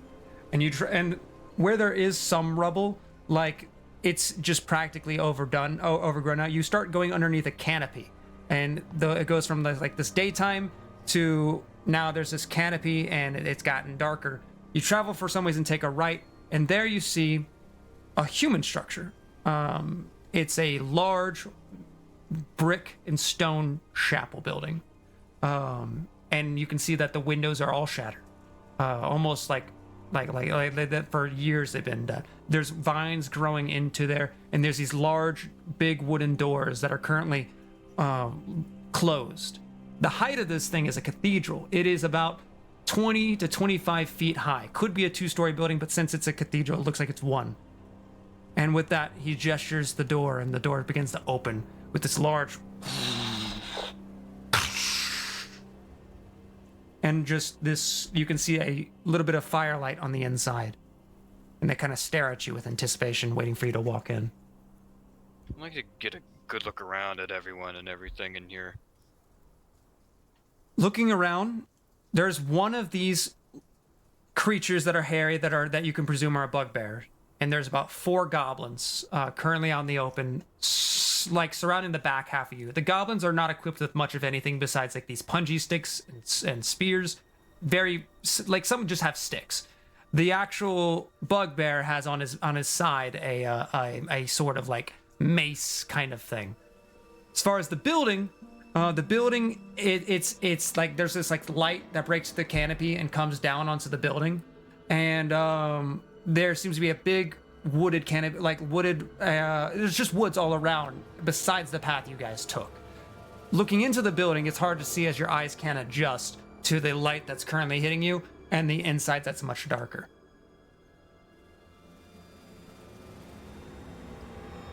I guess we'll step in and approach. All right.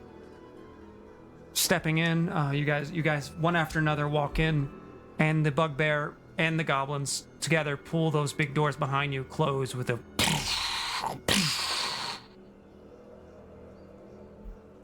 It's a candlelit room all the way around, except for the center, about 40 feet away.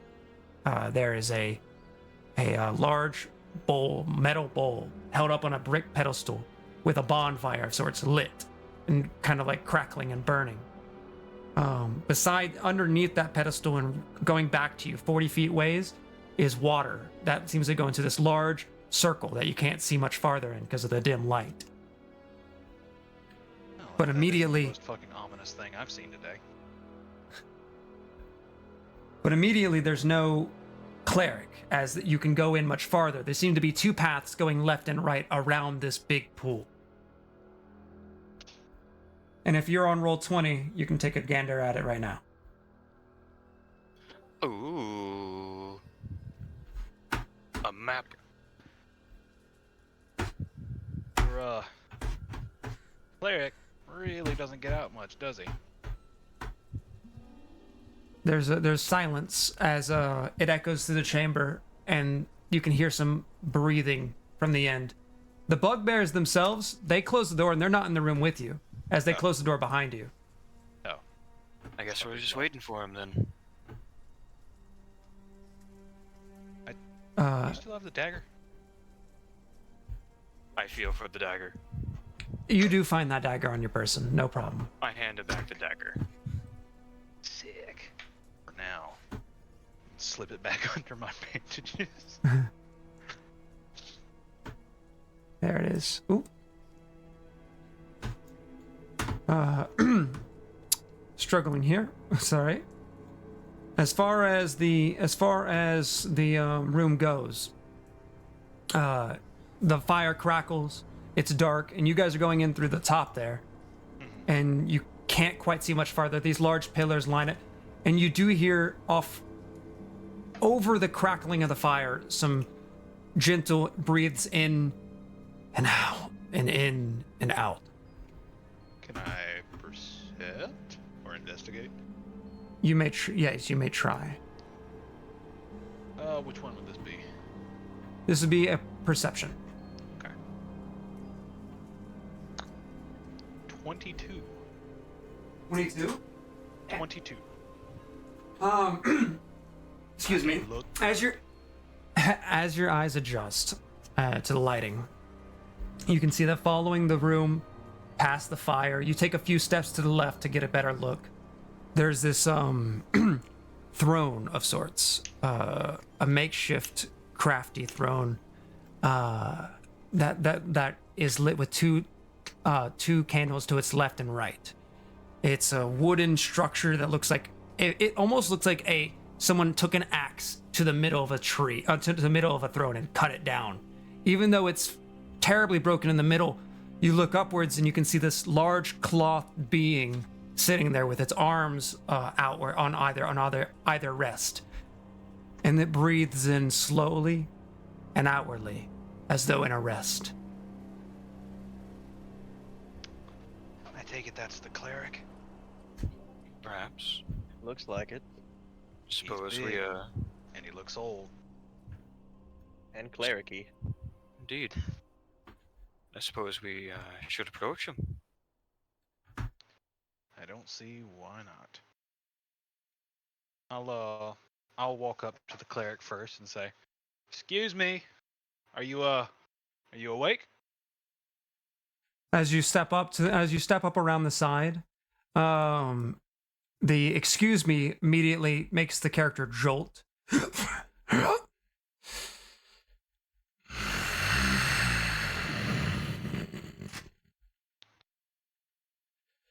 Sorry, friend. I didn't mean to scare you.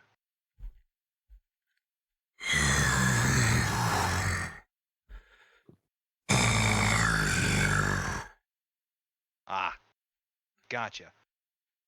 My name is Calagath, and I come with two of my friends. We were hoping you could help us find somebody.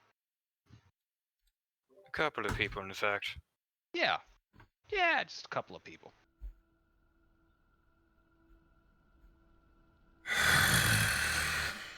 He takes some big sniffs in like a canine smelling something in the air. Before you then see a shift of movement, and you can see its large hand then rest out from beneath the what would be the sleeve. It's this large haired hand with claws that reach outwards, but notably there's a silver glint as a ring the size of your wrist kind of sits on one of his fingers. The creature has a terrible hunch to himself, and he sits there quietly listening for more information as to like waiting for you to go further. Astrid, my friend, you care to give a description? I tell a description of Canton Prin and Smoking Joe.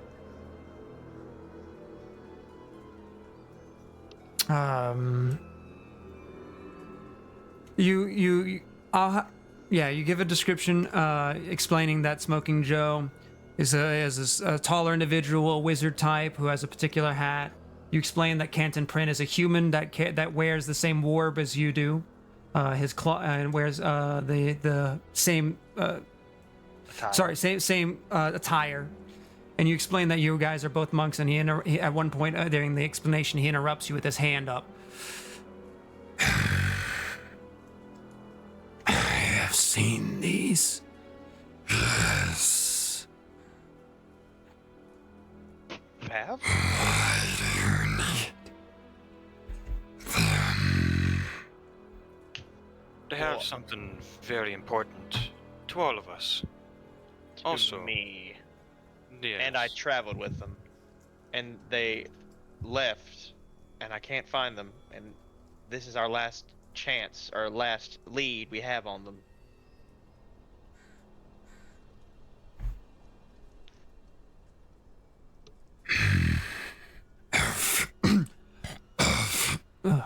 A few moons ago,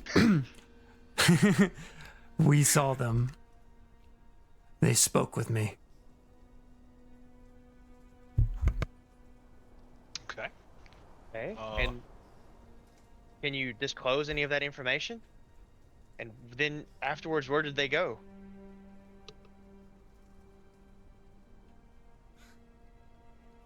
What do you have for trade?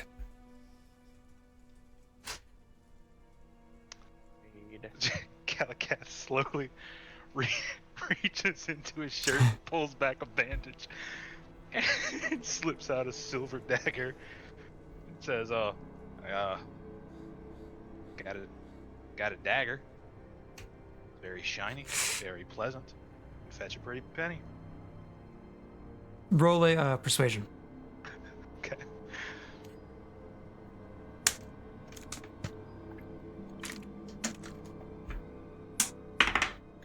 Reroll. Oh, 6. Yikes. Oh, Yikes. I had a natural 10. I have no interest in silver. Alright. Put the dagger back. Then, what exactly would you be interested in? An individual has wronged me. Alright. Gorak, the Ravenger. This is starting to sound like my kind of favor. You're looking I for. want him. Do you want Sorry, what was him? that? Do you want him dead or alive? Alive. Less like my kind of favor. Alright. Any, idea where we could find him? Lead south beyond the spire. On the Spire. Beyond the Spire. And one more time, for sanity's sake, what was his name? Don't want to forget it. Gorak. Gorak. Well, He is a bugbear. Like me. oh, Jesus. So, if we bring you back Gorak, you'll tell us everything we want to know about these two? It will be a trade. I'll take that as a yes for now. So, anything else we need to do while we're here? You guys? Yeah, leave so we can go find this guy. Alright. It's like a plan. The character Favor for the favor. shuffles a little bit before leaning its back into its thing, and it kind of curls itself over again into a bit of a resting position. And it, under its breath, but audibly states, "Bring me my oh, bring me my morning star." Sounds like a plan. I think that's what was wronged. Yes, perhaps. All right. Bring us Morning Star and Gorak. Alive. Bring the Morning Star as alive as possible, but it's gonna be quite hard. It was good meeting you. And we turn around and I start walking out. You start walking out, and you say like, "Good meeting you." And the smell, even though you're sitting a good 15 feet away, or maybe 20 feet away, the smell then hits you of this guy's breath, and it's as he like gives this terrible exhale, and it's foul. It smells like rotten fish specifically, horrible, terrible rotten fish, and this era of like rotten bone marrow. God damn.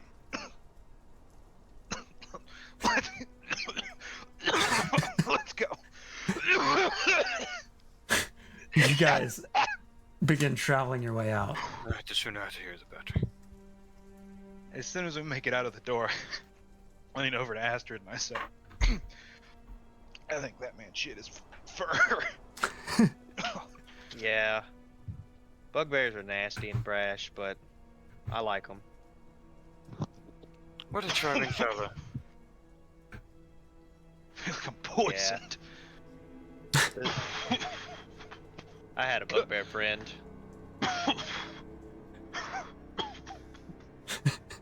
Calicat is like dying as you're like, "I've had a bugbear friend." Man's is like coughing like horridly. Wait, And eventually it stops. Whew, okay. I think I'm good. Are you good? Alright. Let's go. Outside the outta here. two large doors that then open as you guys push them, and it takes like Zatira, you give it a shove and it's like not budging. It takes a good amount of force before it starts moving, and then Astrid leans over and shoves the door more calmly as it moves open. It's heavy, but it's not insanely heavy. It's just hard to move as just any medium-sized person. And outside there is a goblin, kind of like sitting there. The other one seems to have dispersed, and there's one goblin that's like kind of like sitting there, like curled over. Its fur, it has red highlights, and it has an undercoat of like an orangish yellow. And this is the goblin that walked with you guys and made that first trade, as it's kind of like rubbing its hands together and like staring at you, waiting. I look back at the door and I look back at the goblin for a moment and alright. I was expecting you to double cross me, but you paid up. And I pull out the dagger, sheath included, and I toss it to him. As you toss it, wait, hold on. Yeah, it hits the dirt first before it falls onto it in a panic and a scurry, grabbing onto it first at blade first, and then reorienting and grabbing it, shoves the hilt into its mouth, and then just starts skittering away. Oh, okay. well, Yeah, you're welcome. yeah. Anyways, What the fuck? I haven't interacted with goblins in a very long time. these little Is this cretins. normal? From what I know of them, Alright. Let's go. Let's get the hell out of here. right. So, south, beyond the Spire, I believe he said through his thick accent. We're looking for a man, bugbear, named Gorak. And what I can assume is Gorak stole the Morning Star from Mr. Big Ass Cleric Bugbear. He wants the Morning Star, and he wants Gorak alive. Indeed. Usually I'm more of I a thi- killer than a prisoner taker, but Hopefully it doesn't come to that. hopefully. So you guys begin to head south. Yes. Yes. There's a little bit more goblin and bugbear camp as you guys travel. Some of them don't quite know who you are and they get like immediately defensive, and you start running into a little bit more bugbears in general. But the word has gotten around that somebody has visited the cleric, and even though they had the immediate reaction of like aggression, they kind of like other ones tell the other like calm. He's a cleric. You don't want to upset the cleric. And there's a level of like you guys get through the campment, if not begrudgingly. And you guys get to the south end. There's no walls to this place. There are terribly put together traps and things that are obvious and easy to avoid, seemingly more for animal defense than people, because not many people venture down here, as there's not much of value. And now you find yourself into this mixture of plains and trees. At this point, you've like left the city from the south end. This is a large, as it's going to keep expanding into almost eventually becomes islands after a number of miles, but that would take a few days of travel. Gotcha. Boy. So, as far as the Spire, do we see anything resembling a spire? Immediately no, but as you guys peer on, there is like off in the distance over one of the trees some structure. It's far though, maybe a couple miles.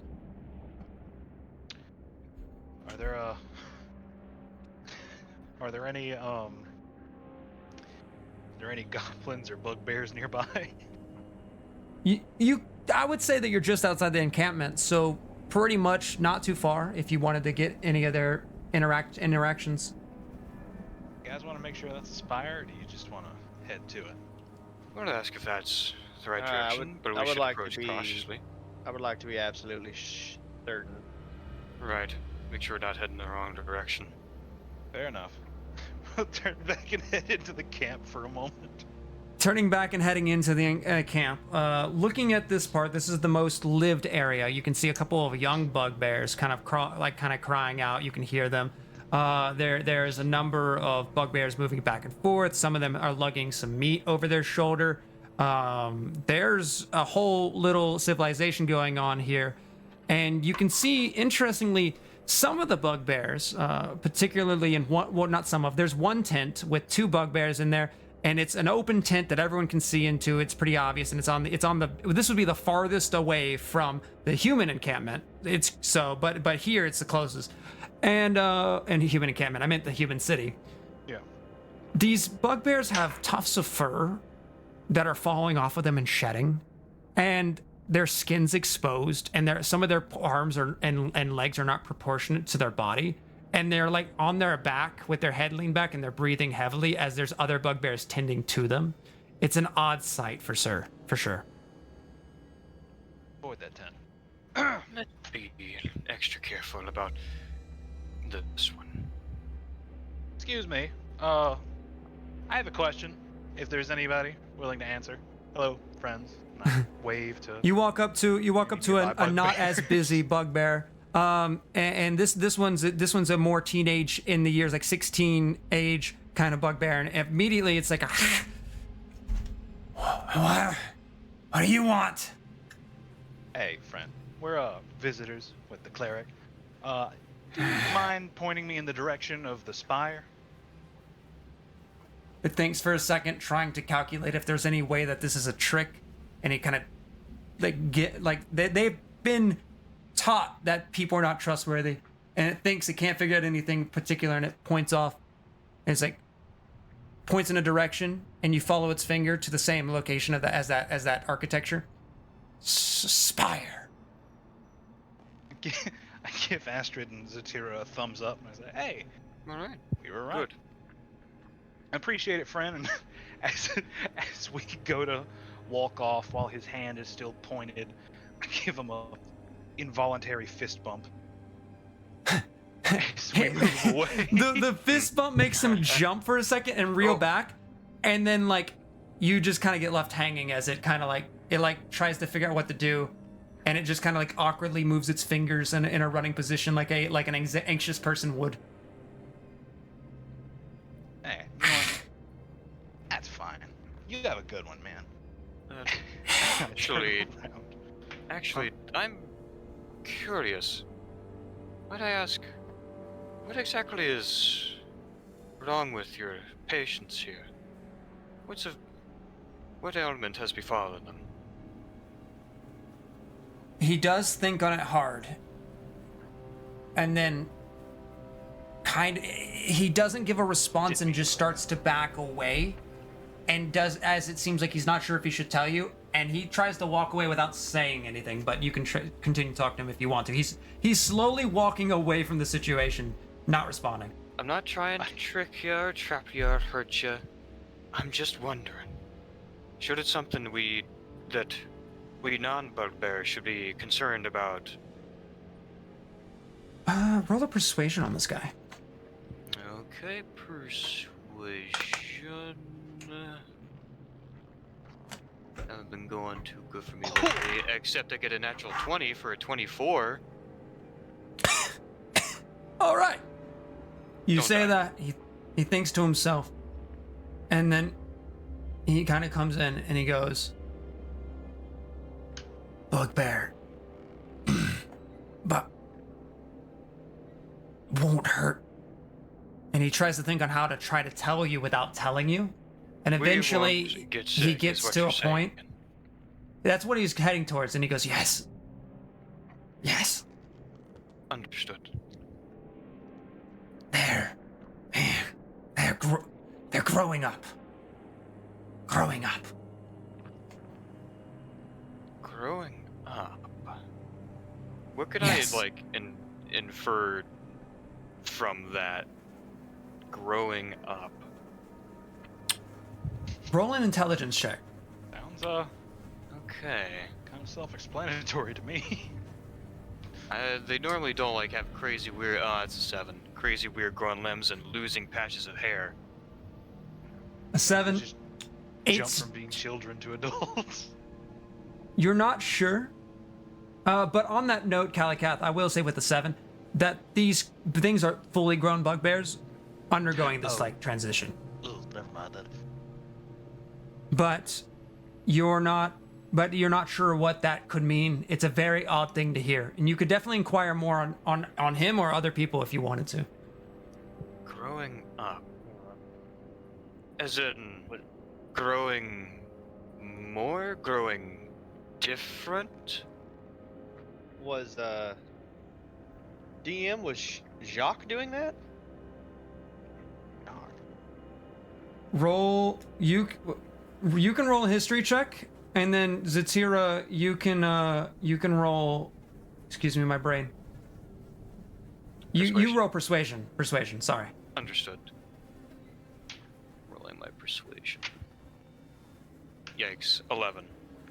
I got a 10 11? on mine. So, oh wait, okay. Okay, on the history, I'll do the history. I shouldn't have done this same time. History first. Jacques talked about something that was coming, and how he was excited about it, but he was not experiencing that at the time. Okay. Now, as for you, Zatira, natural 20. He kind of gets nervous, gets a little bit too anxious, like he already told you too much, and he's like, "No more," and he runs off to make sure he doesn't get in trouble. And when he runs, he actually does go into ape using his arms to run along, and then his legs as well. These creatures have abnormally long arms. Not 10 feet reaching arms, though. Right. Well, Maybe we should stop back by after we get what we're looking for. yes. We Yeah, at let's least go. go uncomforted that whatever's affecting them won't affect us. Yeah, I think it's normal. I think. I don't know. Normally you don't have a doctor looking over you if you're going through something normal. Hmm. Anyways, let's keep moving. I do like, you're like, normally you don't have a doctor. The doctors in question are like raggedy, like with weapons. Yeah, like yeah. they're not. Yeah, Less of a, less of a you're doctor, right. more of like a shaman. Like of they some got sort of, a shaman. They got like the witch bone deal. Yeah. Yeah. A lot of them are adorned with body parts, animal body parts, teeth body parts, etc. Lots of them are like they're adorned with all kinds of things like that. That is true. You guys do head out of town? Yeah. This is a town for them. Yeah. You begin heading south. It's a few miles of travel, and as far as the time goes, all that time you guys spent walking down here doing stuff, it's not quite sunset, but we're probably at the time you guys left that encampment, it was about 5. 6 comes along, 7 comes along a travel, 7:30 comes along, and you guys are now at a point where you can see the spire reaching to the skies, but you're still maybe a few miles away. Wow. As far as your landscape, you guys went through a prairie, through another small wooded patch, and now you've hit another prairie with the occasional tree, and you get a better look at this spire. It is this large, dark concrete kind of stone like tower, and then you can also see that it's broken at the top. It's been, something's happened at some point, and it's not a complete spire. It used to be something even taller. Do we know anything of this spire, given it's like not too far south from Crossroads? Do any of you guys have any history with arcane or speak draconic? No. I don't. Okay, Kalikath. Yes. So, roll a history check. You have an opportunity to know what this is. History. 20. Dirty 20. All right. There is a tower that is no longer in use. That was known a couple years ago. That tower was an attempt to create this big scrying tower. The point of it was to match a tower that is in Tenet, a tower that ideally could scry across the world. It is a case where it was supposed to be this great thing, and it didn't turn out well, but people don't particularly know why. And you do know that a couple people died on its first use. How they died and why they died is a mystery, because there's just not enough history recording it, as though some of the history's gone. It really wasn't that long ago, though. It was before your time living, and before the bugbears really had this encampment, as the bugbears used to be farther south, actually. Yeah. But it was an attempt at recreating a architecture that's in Tenet to scry. Gotcha. I would like to pass along this knowledge to my allies. Huh. Wonder what on earth they could want something like that for. Who knows? I think we'll ever know.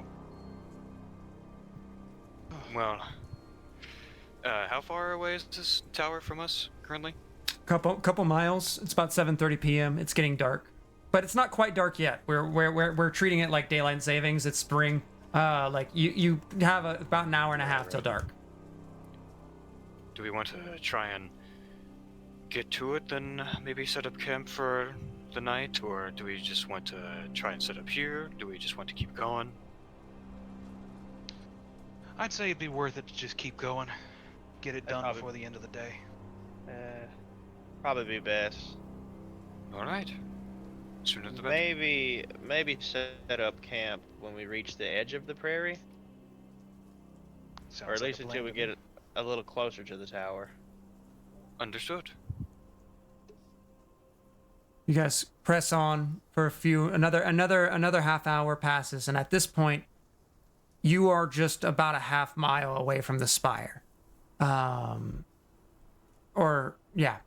And so it's now 7:30, it's 8 o'clock. The sun's beginning to set. It's going to that orangish color. Not gold here because it's angles. But you can see to your right at this point, off some ways, because you guys have gone up in elevation, you can see the ocean. And it's that sea that sits beyond Crossroads. And since you guys are going up in elevation, you can turn around and actually see this small city currently beginning to light up. Boats sitting there miles away, but regardless, it's still in eyesight. It looks like a stony city, and it is Crossroads. Its rooftops are beginning to glow with that orangish gold that the sunlight hits. I'm so glad we stopped here. I would like to begin, or Astrid would like to help set up camp and then bust out the painting equipment. Yeah. Feeling inspired, friend? More than you know it. Never get tired of looking at that ocean.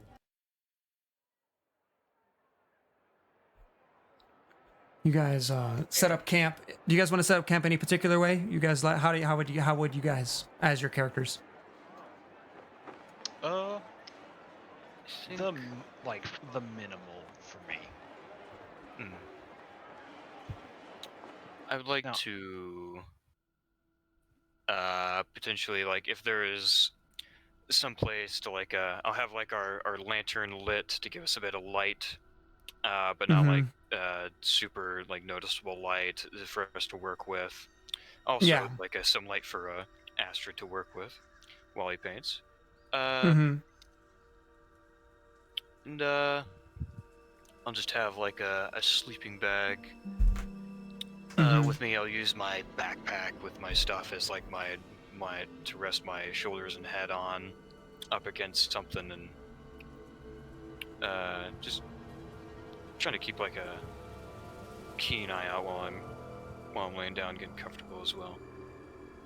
Okay, yeah. So you're leaning your head back on a nearby tree. I assume just at the direction of the view as well, because it's a nice view as the sunlight's beginning to crack. Like you can see the lights kind of reflecting on the waves.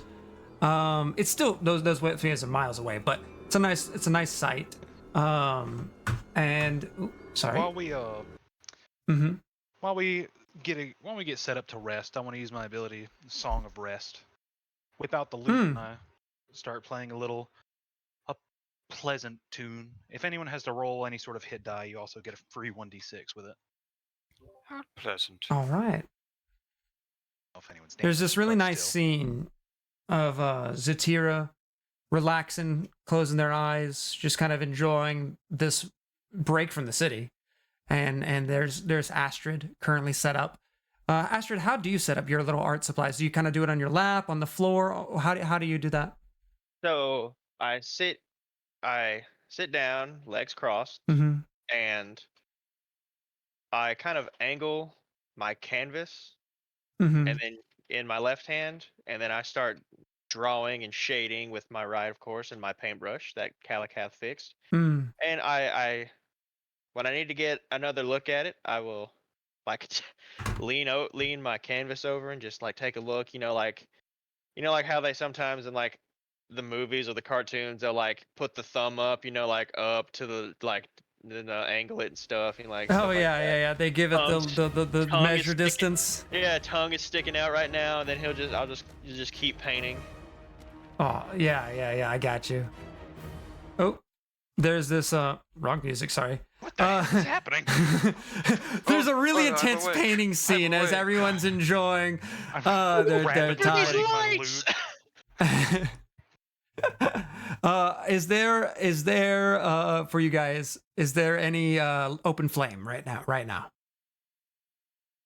Is it just the lantern, or did you guys make an open flame? I think it's just my lantern. Covered lantern, isn't it? Yeah. Just a covered lantern.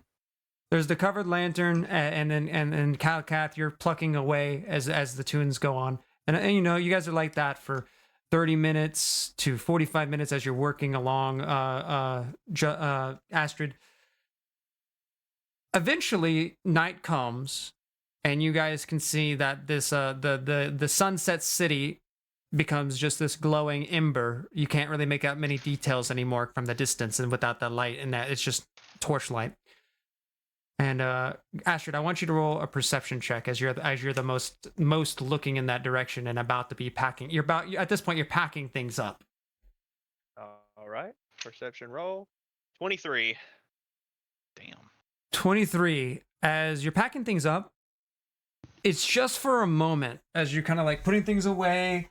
You look back up at the city and you look across the now completely pitch black ocean. Like you can't even see the ocean. It's just black darkness. And then you can see something, and something that quite large for the distance. 3 purple like cylinders roll upwards and then roll back downwards far, far away in the ocean. Luminescent of sorts, and then disappear underneath the waves and go back to complete pitch darkness. What the what was... Can I quickly sketch that from memory? You quickly draw as much as you can, but roll a performance check in the dark and at disadvantage because it's you're about to be in. Well, no, you have the hooded lantern, not at disadvantage. Okay, great. I don't remember anything. What do you get? I got a 2 minus a 1.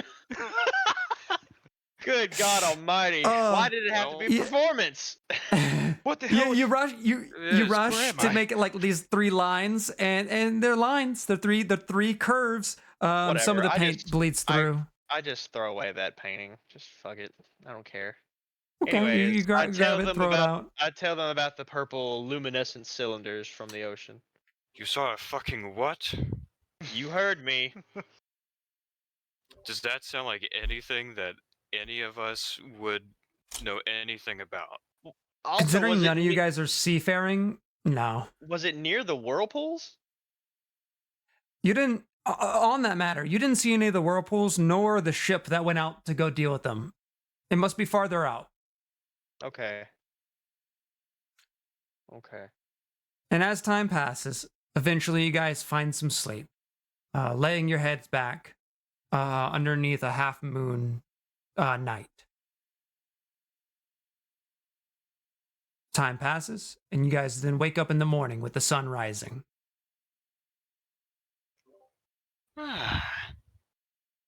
Well, I don't know about you, but I had a rather pleasant sleep. Good for fucking you. I had voices all night. Oh. Does that happen often? Well, yeah. What sort of voices? Nothing important. Well, if they're keeping you from sleeping, they sound pretty important. They're not. Is Astrid awake yet? Is he awake All right. yet? Astrid seems to be laying there. Not sure if he's awake or not. But he does seem to be. Astrid kind of fell asleep in a sort of meditative stance, so it's quite hard to tell. He I sure can't is tell if he there. actually fell asleep. Oi! Get up, big guy.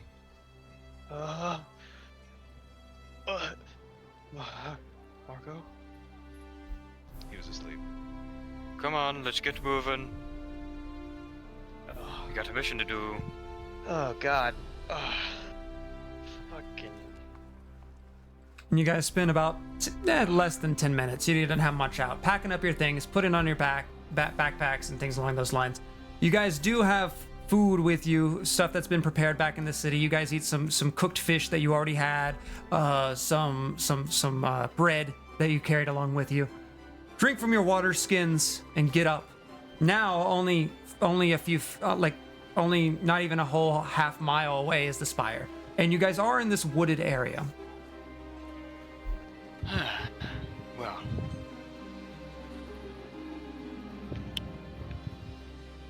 We ready to get started? normally Let's I'd press on. want to have a morning coffee, but I don't think any of us remembered to bring it in. Or a kettle to pour it in, for that matter. Yeah, something. I didn't really know we were going to be doing like a mercenary style mission, so My bad. Neither did I. Yeah, this was definitely not my plan for coming here at all. I hate it here. Life has its ways of surprising you, throwing you a few curveballs. Yeah, this is about the curviest ball that's ever been thrown at me. Let's just go. Alright, let's Guess get to we'll our... go to move past the spire. Pressing on, you guys eventually make it to the spire. It's a large dark stone structure, reaching, and there actually is a door to go inside of it, and it's a metal door that's been knocked off its hinge.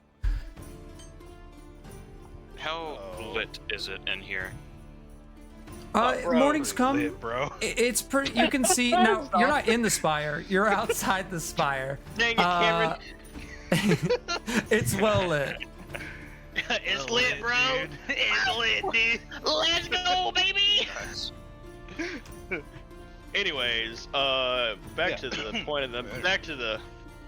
Put your head in the game, Calicath. Jeez. Right. So we said it was south beyond the spire. How far south from beyond the spire? We don't know exactly, do we? Nope. No, but I couldn't really make out much from the smell of rotting flesh and deep voices. How about Anyways. we take a look into this spire? See if it's got anything of interest, huh? No reason why we can't do a little bit treasure hunting, a little bit of spelunking, Do we urban have exploration. What? You're not up for a little bit of fun, Astrid? To... No, I'm looking for a little bit of the people I came here with. Well, I get They'll that, be but around. we'll find them, certainly. But no reason why we can't see if we can make a little bit of profit for ourselves in between that time. Yeah. Sure. Yeah, sure. Sure, yeah. I knew you'd come around. By the Father and the Sons, please keep my sanity. Speaking of little treasures, I pull out that didn't I pick up like some lighting helmet that had like some damage to it, like before we entered the graveyard? That's correct. You have like a miner's helmet that's quite damaged. The oil is broken, like it can't connect through, and then there is no oil. It's dried up. Does this look like enough damage that perhaps my friend with the mending cantrip applied to it like a few times might be able to patch it up, or will it require a more thorough like repair? This damage, the putting it back together part is definitely doable by a mending spell, and he could do that in time. It's the metal rot and the metal corrosiveness that can't be fixed by the mending spell. Like, you could put it back together, but to restore it is a different story. It would be very shabby and could maybe break again easily as it's rusted over. Gotcha. We need a little bit more treatment. Oh well, I'll hold on to it. Anyways, let's keep looking through here. Might I remind you, Mr. Astrid, that all of your things were stolen? If anyone around here could use a little bit of treasure, it would be you. Besides, those goblins may be asking for a bit more treasure in order for us to come back to him. Oh We yeah. need something to offer. Yeah. They can keep their bones intact, or they can't. How's that for a good trade? I thought you wanted to They've already find got these two. bones. Just let's go. Uh, I'm tired. You guys head up to the door to this spire, which wasn't very far. You guys were kind of staying in front of the door. It is fallen to its side a bit. It's a metal door, and it is blocking the entrance, but it could be moved it could be picked up possibly. Could be picked up by a large blue man. I'll Shut see up. like how much that I could potentially move it myself. All right, I'll have you roll a strength check. Oh goodness. Maybe not. What'd you think it was gonna be? I mean, if it was just dangling on that door hinge, that's a 5. It's a big metal door, and you try to lift it up, and there is a shift in the movement, and it goes. With enough time, you'll get it through. I will. It's just a help. lot of work. And as you're pulling on it, Astrid, did you say you're coming to help? Yeah, I helped. I rolled a 19. Yeah, you two together. You're trying to pull it up from the bottom, Zatira, and Astrid kind of reaches over with his two hands and kind of like knocks it to its side, and it falls over on its side, revealing the entrance. Or thank you. Nice job, little lady. He's Such working a those muscles, though. Such a gentleman opened the door for a lady, and I walk in. Yep. Strolling on in. First thing is it's not as dark as you would have expected, as the morning light seems to penetrate this building quite well. And there's this large. First of all, you're in this large open area. Roll a perception check. All of us? Yeah, if you guys are all walking in, absolutely. Yeah, I imagine we'd all walk in. I got an 8. Right. That's An 8? 19 for me. 19. Dirty 20. Dirty 20. All right. So Damn, you I'm two, fucking everybody at all immediately sees It's my dark there vision, is bro.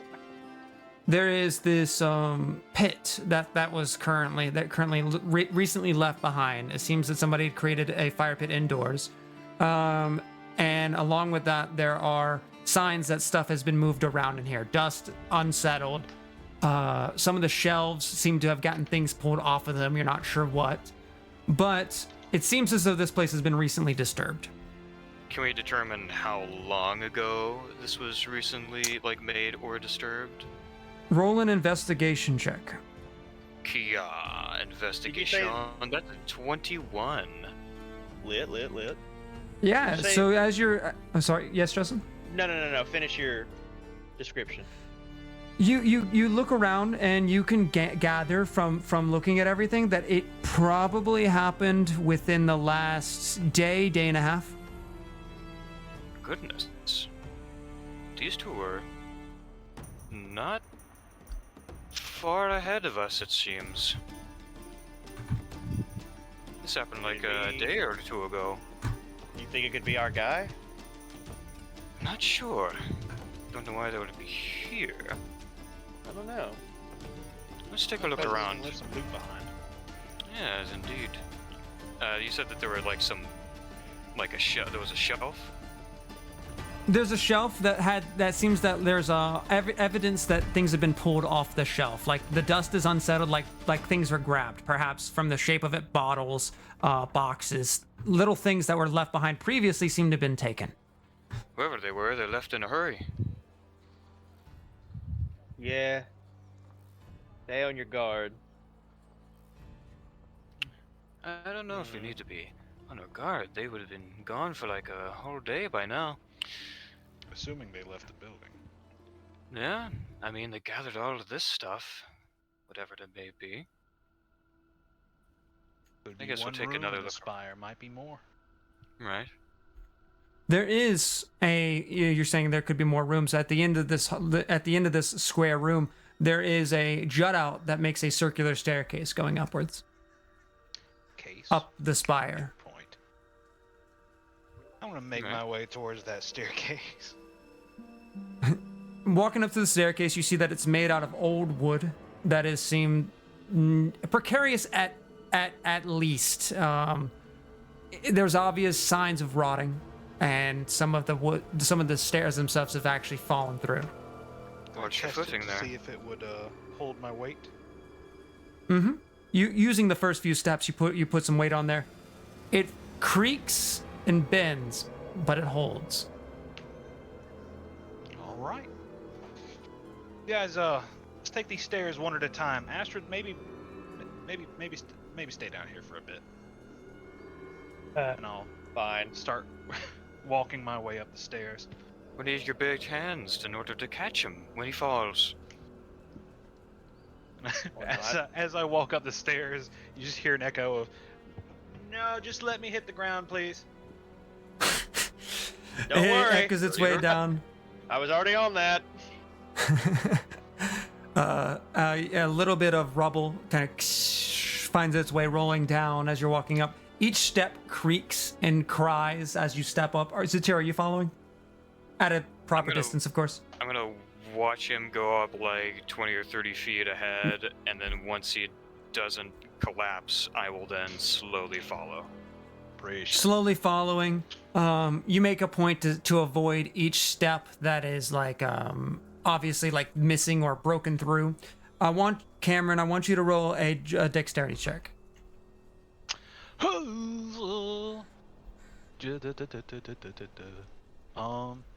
Yeah. Let me get right on that. Is it a saving throw or a check? Or... No. It's a dexterity check. I see it. The text. A 9. All right, you push through, and even though some of the staircases feel like they're wobbly and about to come through, you make it to the first or the second floor with no problems. And the door, there's an archway that opens up into another room that's quite dark, as there's no light up here, and it's kind of hard to see into it. But there's a room that's open up. It's a stone flooring. Can I percept it with my dark vision? You may. There's enough light reflecting that those with dark vision could see into here. Okay. Roll perception. It's 10. So in this room, you can see a number. Never mind. Go ahead. There's a number of stone shelves, some instruments of some sort, not like playing instruments, but like study instruments of sorts, and an old paint incantation on the wall. Let's see.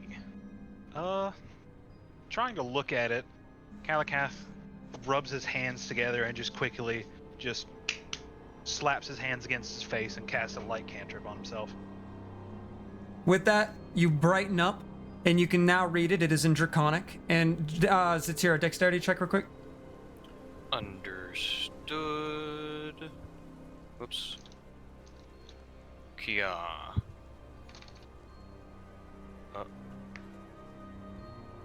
Well, You gotta roll it, Chief. yeah, I know. I may need to refresh because my thing was sitting idle for too long. Excuse me for taking too long. Sometime today, Zatira. Gosh. We are waiting on I'm bated breath to see if you climb these stairs. I'm doing it. God. There it goes. Zatira's baby steps.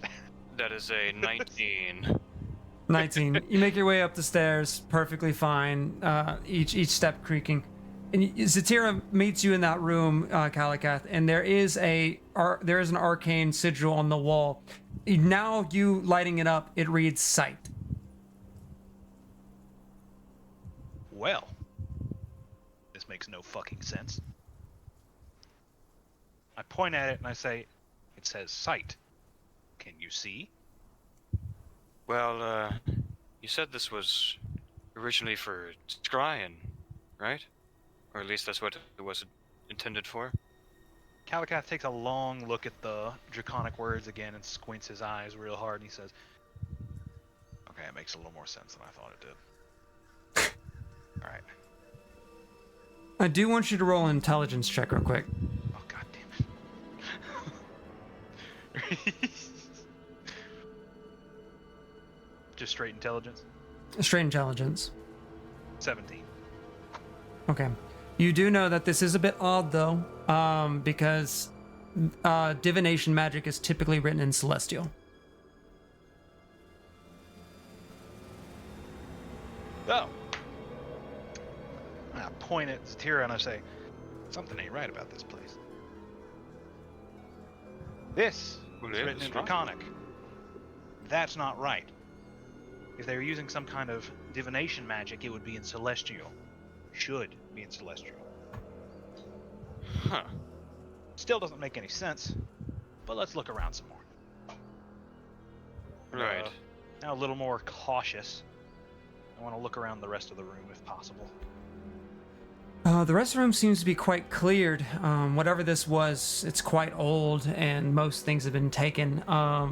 Looking around, you find, like you're checking the shelves and stuff, you managed to find a good 5 copper in total, but that's just looking through the nooks and crannies.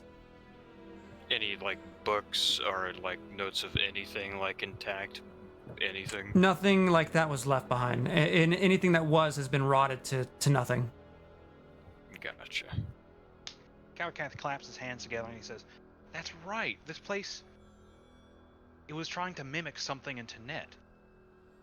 Maybe they were using a different type of magic to achieve the same effect as the Celestials. That would make sense.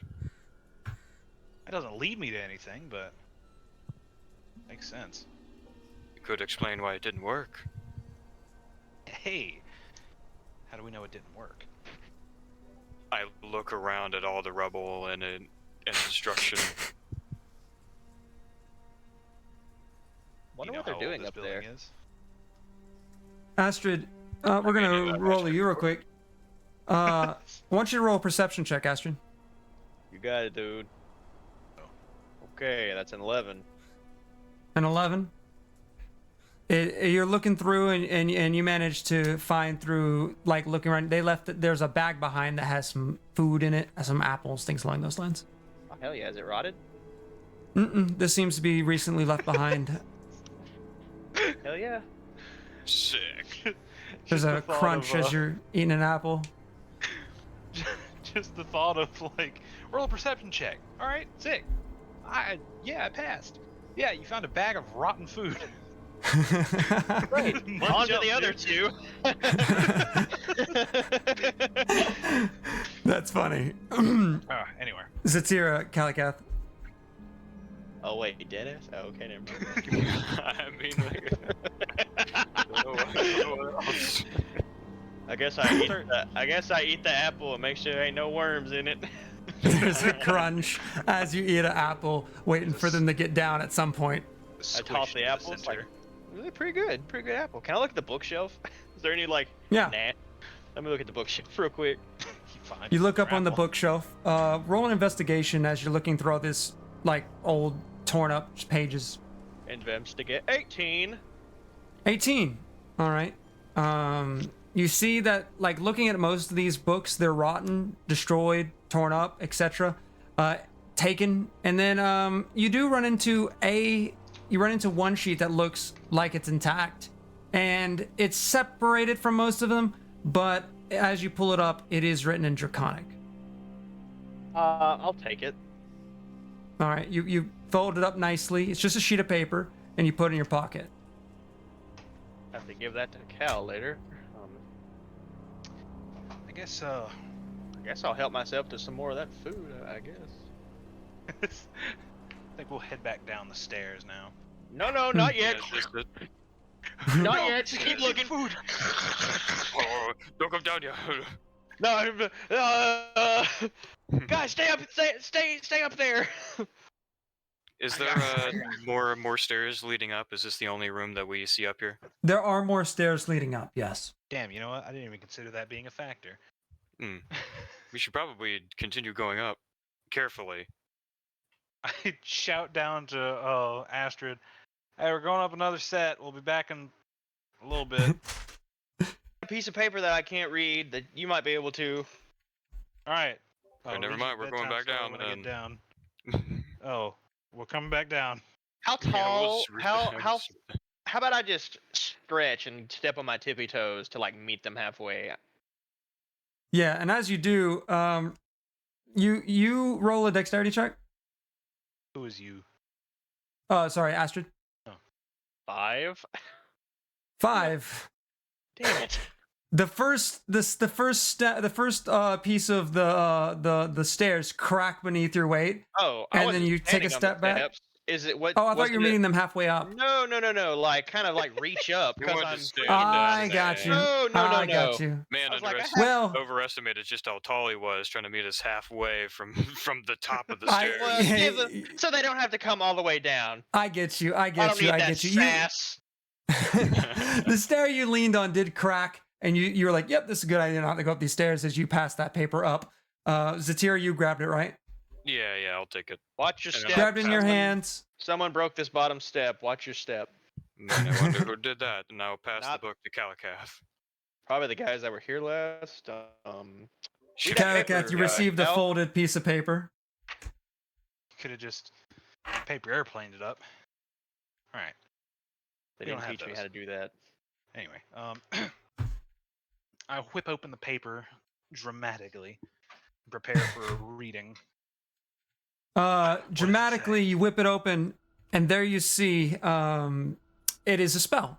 And you can add that to your spell list with time learning it. But it's written in Draconic, and it is an evocation spell. And the only word you can read is boom. At the moment, it'll take time to decipher. Ah. Nice. What is it? Interesting. I'll show you later. All We don't right. have time for this right now. I'm gonna fold up the paper and set it Cool. It's fine. pretty much inside of my bandages. Yeah, you kind of like fold it into one of the bandages. You get the inclination that it's not the strongest spell. Like it's not, it seems to be something trivial and simple.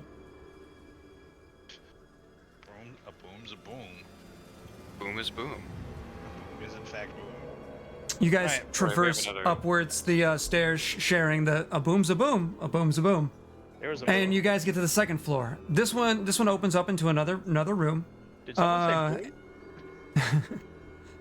And you walk in. This one is a completely empty room. No tables, no things. The only thing in this room is a large symbol that is written in Draconic, and you actually you're lit up, so you read that, and it just says begin.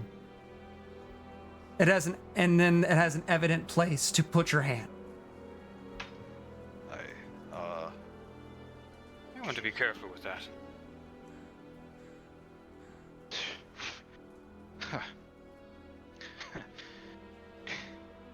You know, if there's one thing Granny Nadine ever taught me, not to be a bitch. And I slap my hand on the sigil. With that, you take cover. The first thing that happens, Justin, the entire room you are in begins to glow a purplish hue. And then it becomes a purplish red hue as like the floor beneath you begins to seemingly, through the cracks in the stone, begin to light up. It's almost blinding at first because your eyes were so adjusted to the darkness. And as you look down, it is completely purple and red and like kind of like waving as it kind of, the floor beneath you feels like it becomes like almost a liquid / solid. It's an odd feeling and it's uncomforting at first. Zatira, what you feel is that the whole tower begins to shake and rumble. Kalakath, I need you to throw a wisdom saving throw. Ah, Jesus Oh Christ. dear, oh dear. I got a 9. A 9? Yeah. As this piercing thought appears in the middle of your head. And it speaks with authority, and it speaks suretily. And it says, "They're running. Stop them. They're running. Stop them. They're running. Stop them. Through the south jungle. Stop them. They're running." It sounds like commands, and it's overwhelming as you take... Where's my D6?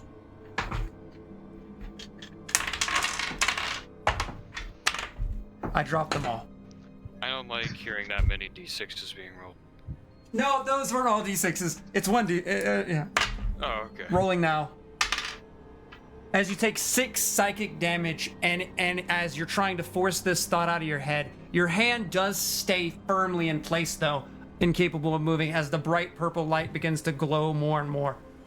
Kalakath, this particularly reminds you of a voice you've heard once, and it's overwhelming for the moment. I need you to roll a second wisdom saving throw as the purple light begins to get larger and larger. Astrid, what are you doing? As the floor begins to wave and turn beneath you. Am I sinking? You're not sure what's happening, but the door itself is beginning to get it feels like the tower is starting to rotate of sorts, and the light in the door is starting to go away as it gets dimmer and dimmer. It's almost like the door frame itself is closing as the tower turns. Oh my god. How far up is the second floor from like the bottom floor, or like the floor above me? Technically, about 24 feet of stairs. Can I run and jump it, and like? You're going without- upstairs? Like to like. I don't want to break all them steps with me being heavy as I am. Can I just like kind of parkour my way, be like, oh, step off the wall, and then like turn around Yeah. and. You're a monk, my dude. Let's With do that, with that, you're gonna. I would say you probably need to burn a key point so that way you can use that way you can go up the walls proper. Not even with my 50 feet of speed. You have 50. Oh, right. You have the swiftness. So roll Oh my God. roll a dexterity saving or not. Roll a dexterity check. Or How about acrobatics check. Acrobatics. Okay, 18.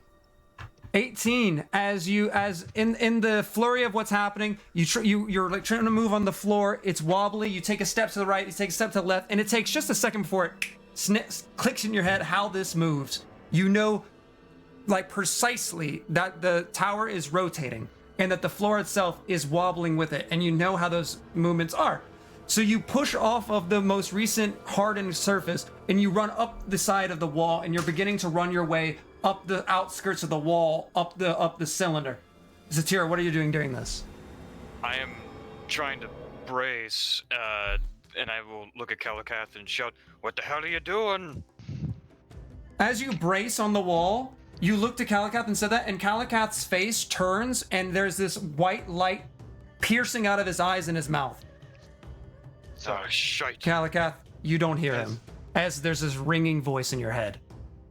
Kalakath falls to his knees and begins slamming his other hand onto the table, and he's shouting, "Get me out of this tower! I can't stay here!" He failed Your hand his is- wisdom save. He did again? Yes. Your hand is locked in place as you're screaming, "Get me out of this tower," and the ringing gets louder and louder, and it stops becoming a voice and becomes this high-pitched hum as you start to feel yourself slipping. That's 4 more psychic damage as something starts to feel like it's entering your mind. I need you to, Astrid, you make your way to the top of the stairs, into the door at the moment as you swing your way in, Spider-Man-esque, and you land on the floor. There's Kalakath with his hands stuck. There's this bright white light shining in the air. At this point, the tower, the center's column is completely purple, and the stairs themselves are starting to rotate. You can see a number of stairs fall downward, just like falling off. I run and I Is it go. Get him off of the tackle- thing. I go run and tackle Kalakath. All right. As you run to Kalakath and you jump at him, you find this phantasmal force stops you. I need you to roll a strength check to get through it. Break check. Dirty 20.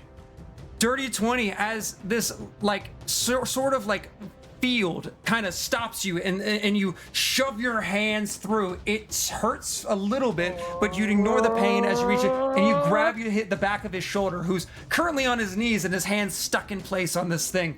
Zatira, what are you doing? I will, I guess, like, try and help him pull him off from the other side. So you're grabbing onto Astrid to try and pull at Astrid, or are you trying to grab his other shoulder as well? Trying to grab Kalakath's other shoulder. At least All try. right. As you also run into this field of sorts, you can't see it, but it feels like you're pressing through this, like almost pressing your hands through wood. It hurts as your fingernails kind of bend and push. I need you to roll a strength check. Strength check.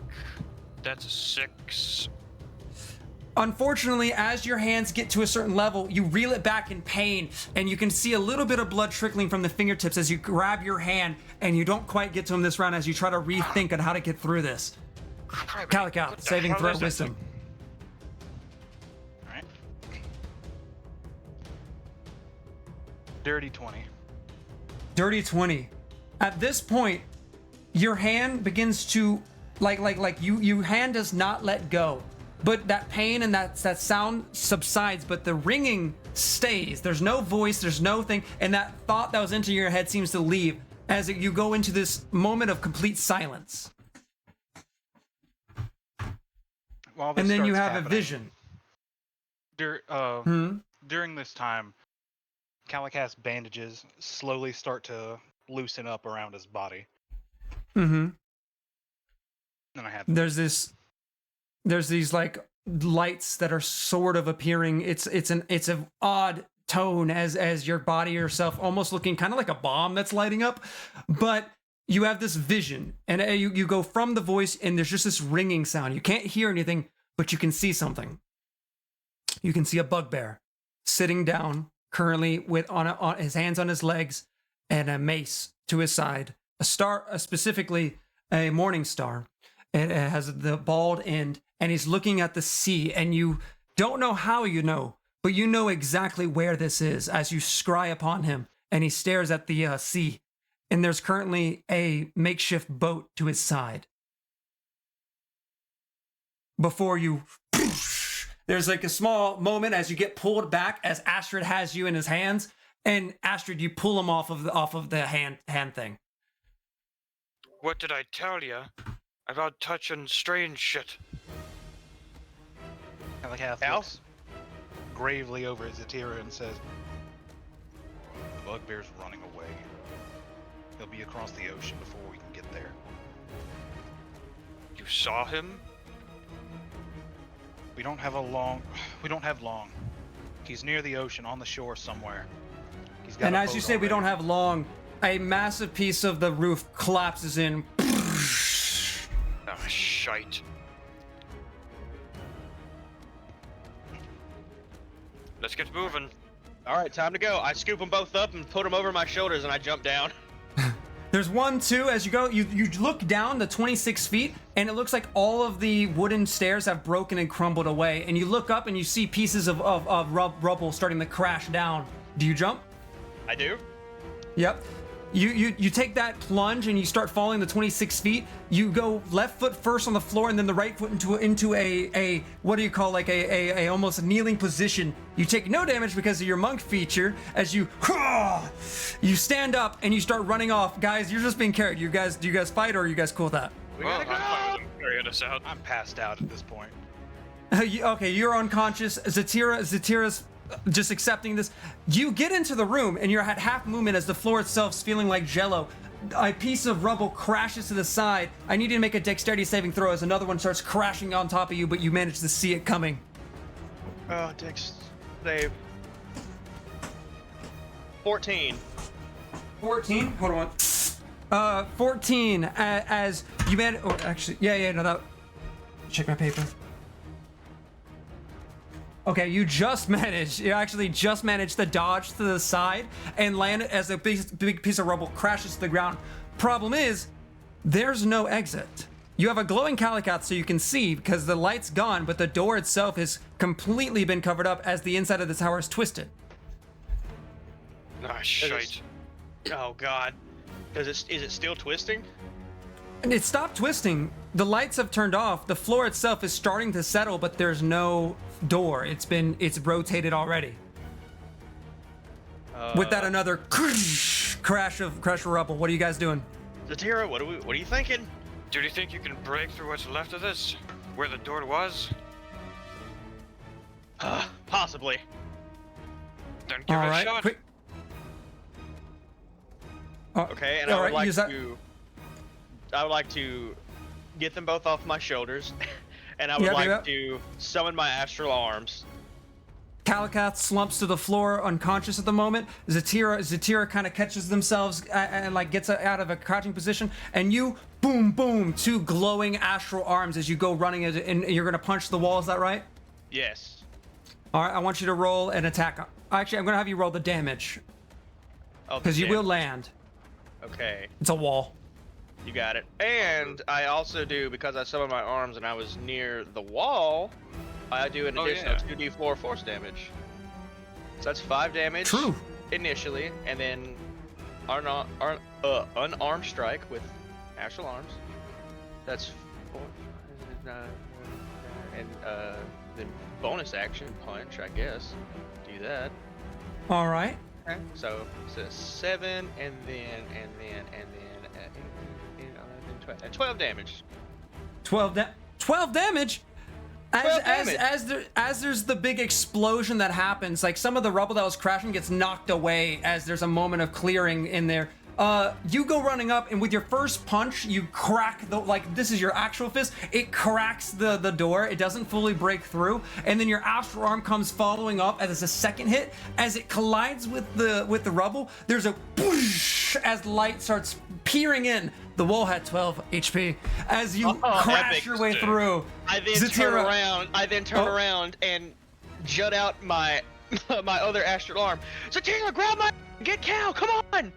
I will carry Cal and I will dive towards that other hand. All right, you grab Cal. I need you to roll a dexterity saving throw as a wooden beam starts falling its way onto you.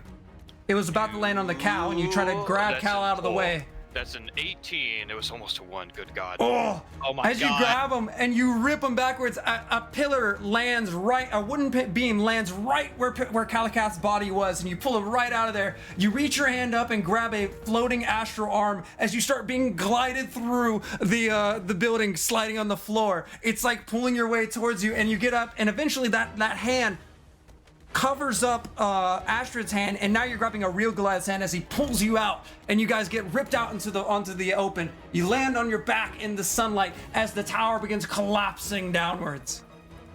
Oh, criminy. Good. We made it. You say we made it, and there's a as a piece of rubble lands next to you as you guys are laying right next to the thing. Okay, no time to waste. Scoop him back up. Scoop him back up. 50 feet We're away. going, running. The shoulders. Diathicatry time. Oh dear Lord, let's get rid of. Oh, and as you guys are running, a shadow starts to follow you for a second, and you start to have this moment where you're running, and you're like, you don't turn around, but you see that the light is starting to get dimmer and dimmer as the entire pillar is starting to land in the direction you guys are going. But just as you're panicking and about to dodge it, the ground shakes and it lands about 40 feet, or sorry, not 40, about like 30 feet to your right, not landing and crushing on you guys as the entire building goes lying its way downwards, and it crashes and crumbles, and you guys end up being safe. Oh. Ugh. It's a good thing I had that apple. Whew. Well, that was exciting. That was a good morning workout. Now, Needs when morning Doofus coffee. wakes up. Hello, Cal. We'll slap him Ow. a little bit. Wake up. Cal. Wake up, you buffoon. After a few moments of being slapped around, Calicath slowly opens his By- eyes. By Zatira's hands and my 4 hands. Hello. A rapid fire. You get beaten up to be woken up. Hello, Cal. You wake up to a flurry of blue, dark blue, and red. Flurry of blows. A flurry of blows, which is these glowing hands, these actual Goliath hands, and then a smaller red hand. As I get slapped awake, I quickly swat at their hands away from me. I roll over and pull my bandages down over my mouth and throw up on the floor. Oh, there's a moment. It's After you put your bandage over your mouth? I imagine you pulled it- mean you pull pulled him it down. Oh, okay. Yeah. Oh, I thought that's what I said. See, you touched something, didn't you? I warned you about touching that thing. I warned you. Oh. It doesn't matter where I go, I still work for them. Get off of me! I swat away at them one more time. Relax. All right, we're out of it now. Yeah. No, you're out of it. I don't want any part of this anymore. We're getting What are you this talk- bugbear, and that's it. We're gone. Do you understand me? Certainly. You touched something. Now we get to do what I want? Goodness. Fuck you. Lead the way. I grab all my things and I hurriedly start to walk in the direction of which I saw the bugbear. You start to do so, and thankfully, to your relief, you start to think on where it was, and for some reason, you have this uncanny knowledge of where that image was. Like you manage you even though you don't know this land, something about being with that scrying tower you know the path to take, and you know that you're actually not even 15 minutes away from where that bugbear was. He seems to have gone straight to the shore, and for some reason has been waiting for nearly a day or longer. Hey, thanks, Astrid. I appreciate your help getting us out of that crumbling tower of death and destruction. Yeah, that's no problem, guys. This is what just trying to be a It good is. person. I Notably appreciate ignored. it. I appreciate it, Astrid. You did good work. I pat him on the shoulder. I don't need your sympathies, but thank you. You're welcome. And I'm welcome. Let's get moving. Calicat has been walking this whole time. I did good. Yes. I'm the best. Just Satira 24/7. I did good. I stayed alive. I'm the best.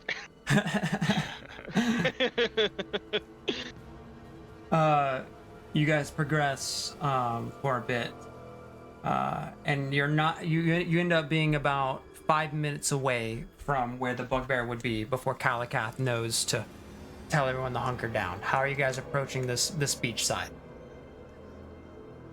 I'll have my crossbow ready first. Has it been? Hold on, 1 second, 1 moment, my friend. Hold on. How long does this last? Has it been longer than 10 minutes? It has been longer than 10 minutes, yes. Yeah, we're Okay. about 20 minutes away. My arms are now gone. My astral arms are now gone. Important Stumps. distinction. Okay. Alright, I hunker down with Zatira, trying to see if we can spot him first. So I do will assist in trying to spot this man. I'll first have you guys stealth up as you guys try to keep yourself sneaky. Understood. Stealth. Oh, natural 20 for a 24. Nice. my goodness. 15. I got a 14, 15. 15. As you guys progress, now I'll have your perception roll. Perceptions. And 8. Dirty. Oh, how I got far a the 20. mighty have fallen. I got a 12. And Cameron? Dirty 20. Kalakath knowing better what he's looking for and where he's looking for, you're the first to spot out this creature that's lying on its back in the heat that's like laying down, that's burning down on it. It's lying on the sand, and not too far to the right is a boat. I Is quickly that tap okay? everybody and point out to the bugbear. That's the one. That's Well, him, huh? He's at least relaxed and unsuspecting. Get the feeling he's been waiting on us, maybe. But remember, we need him alive. Right. You guys Let's approach carefully. All right, you guys begin to approach, and using your stealth rolls from earlier. And as you get closer and closer, there's a particular stench that kind of fills the air, and it hits you quite fast. As you move on, getting closer and closer, you then see that the breathing on this bugbear is particularly heavy, a lot like that you saw in the encampment. There are tufts of fur on the ground around him. And you can see that, like, he then moves his hand and scratches at his neck. And when he brings his hand back down, there's this clump of meat and flesh in that hand that clawed at his neck. And you can see that the labored breathing kind of goes in and out. And on his side, there is that morning star, and he kind of grabs at it. He looks at it hurriedly and then like lays it next to his side. And he continues looking up at the sky, trying to breathe in and out as like there's something wrong with him. And this looks very familiar. Like, this looks very similar to what was afflicting the other bugbears, right? That is correct. I would like to slowly and carefully stealth approach, just close enough to just try and slide the Morning Star away from his reach. Ooh, that's quite close. Yeah. As you get closer and closer, I'll have you roll another stealth roll for that. Another stealth roll. That is a 14 stealth. 14. Give me 1 second. Let me double check his passive. So you managed to get very close to him, and currently he sits next to a tree line. You are in the tree line, and I would say that you're about 5 feet away from his lying down body. The morning star is at his right hand. It's not in his hand, but it's at his fingertips. He could grab it in a moment, and you're just behind there. It's outside of arm's length, but you could reach for it if you wanted to. I would like to try and reach for it and carefully like slide it away, like to try and have him not notice. Ooh. You kind of get close. You hunker down. I want you to roll a sleight of hand check. Sleight of hand. That is a 12. 12. And as he's so aware, I will have him roll a perception roll because he would be very aware of this particular item, and it's so close to him.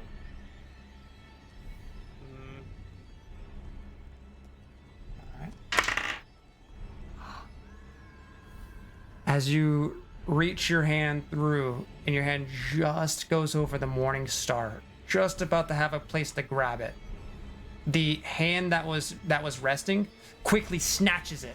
He rolled a natural 20, unfortunately. All right, I'll step back. And out of he his reach. whips up and turns himself around. His eyes, you can now see, are terribly torn, and like he waves his thing in the air, and he starts to growl like, and he's just yelling, but he's not even looking at you as his eyes dart left, right, and he's kind of starts to swing, and he takes a few steps backwards, and he just roars outwards. I'm gonna move you guys to a battle map. I apologize, I did not know we were gonna come here tonight, so the battle map, we're gonna have to use our imaginations. It is a city battle map. Just anything that's beyond the bridge, or anything beyond where he is right now, is water. So, That's Gotcha. fine. let's see here. All right, did I get you guys moved over? Yeah, I see it. All right. You guys can traverse through the buildings, etc. It's just that's what I needed to do for this moment. All right. So right now he took a few steps backwards and he swings wildly. And as he does, his body pulses and like tufts of fur kind of run down. I'm gonna have you guys roll initiative. Initiative. That's a 6. Katira, you are much closer. Oof. Astrid, and I think you guys would be off to the I side. rolled a 6. All right, I'm pulling up initiative right now. One moment. Okay. I need this. My initiative book. All right. So, or initiative book. It's a piece of paper. So we had. I'm gonna roll his initiative now. Ooh. All right. All right.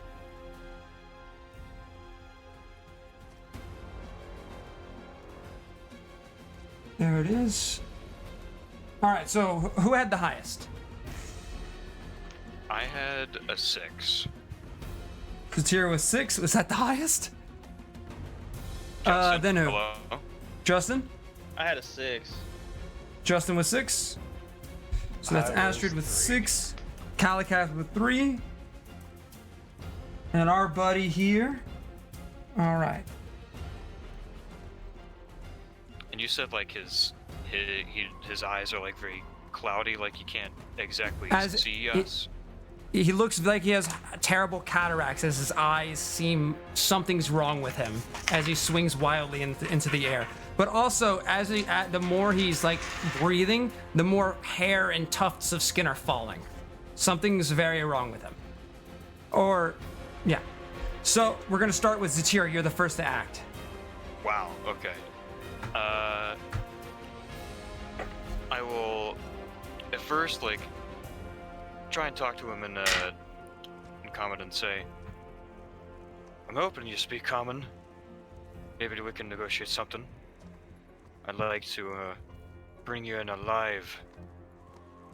If you cooperate, you might just keep your life. At least with what you have left of it.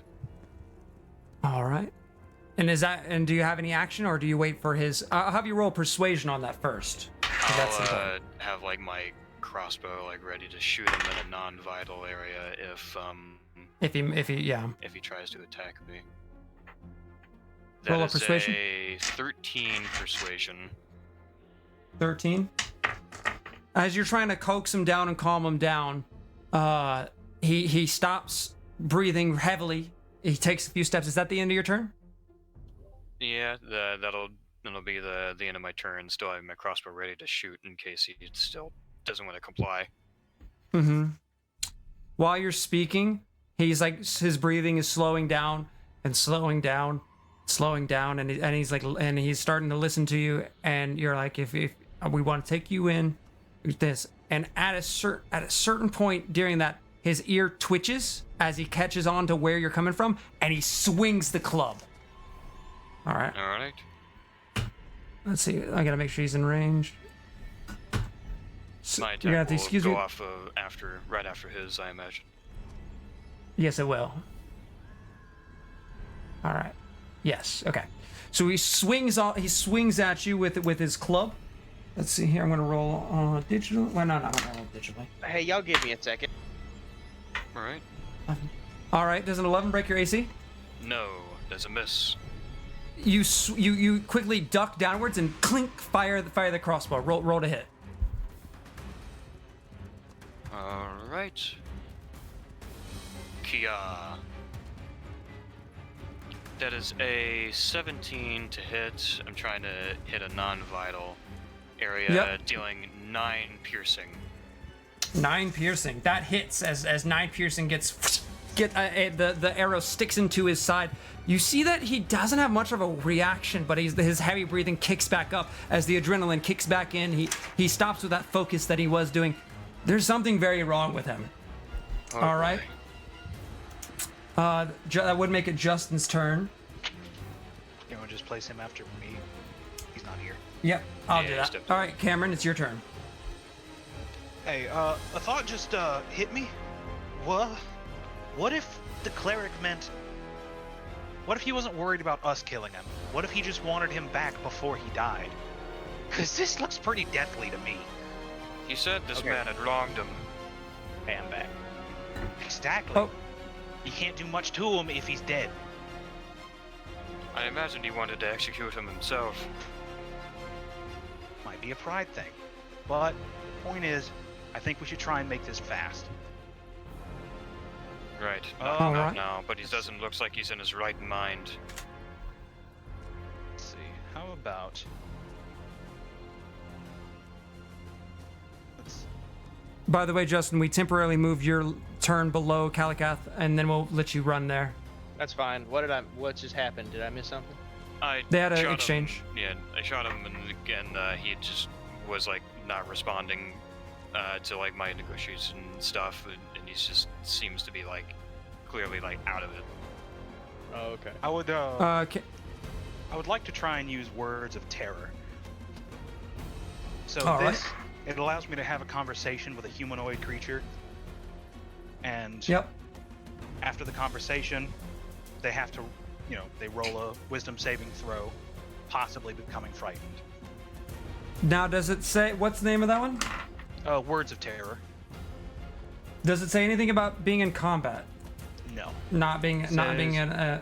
You can talk to a humanoid for 1 minute and cause it to become frightened of you or another creature of your choice. If it fails a wisdom saving throw, Here's the issue with that. Each turn of these are about 6 seconds, 6 to 10 seconds. You need a full minute of talking. So you can do that, but that would start a full minute of you talking. That would technically be 6, 12, 18. It'd be about 10 or about 8 rounds or something. oh shit. All right, never mind. Then I will do something else. If you're not sure, I'll move that asterisk so you can get it figured out. Nope. I want to cast Hideous Laughter. All right. I'll roll a wisdom, right? Or I think charisma. so. It's Yeah, a wisdom saving throw. wisdom. Yeah, wisdom saving throw. All right. Oh, shit, motherfucker. All right. With that, The creature kind of has this horrible gargling chuckle as it starts laughing. It falls prone, doesn't it? Yes. Yeah, it should fall prone. With that, it falls to its knees and one arm as it's like hunched over. It's not fully prone, but it is considered prone, as it, like its body's not laying him flat, but he's on his arm and his knees, and he's laughing. Astrid, you need to get him. We have to go now. See if you can detain him. I got the Okay. manacles to see if I can cuff him as best as I can. You got it. I would like to take some of my Iron my turn, rope by the way. and dash over there and tie him up. All right, with that, you run up to him.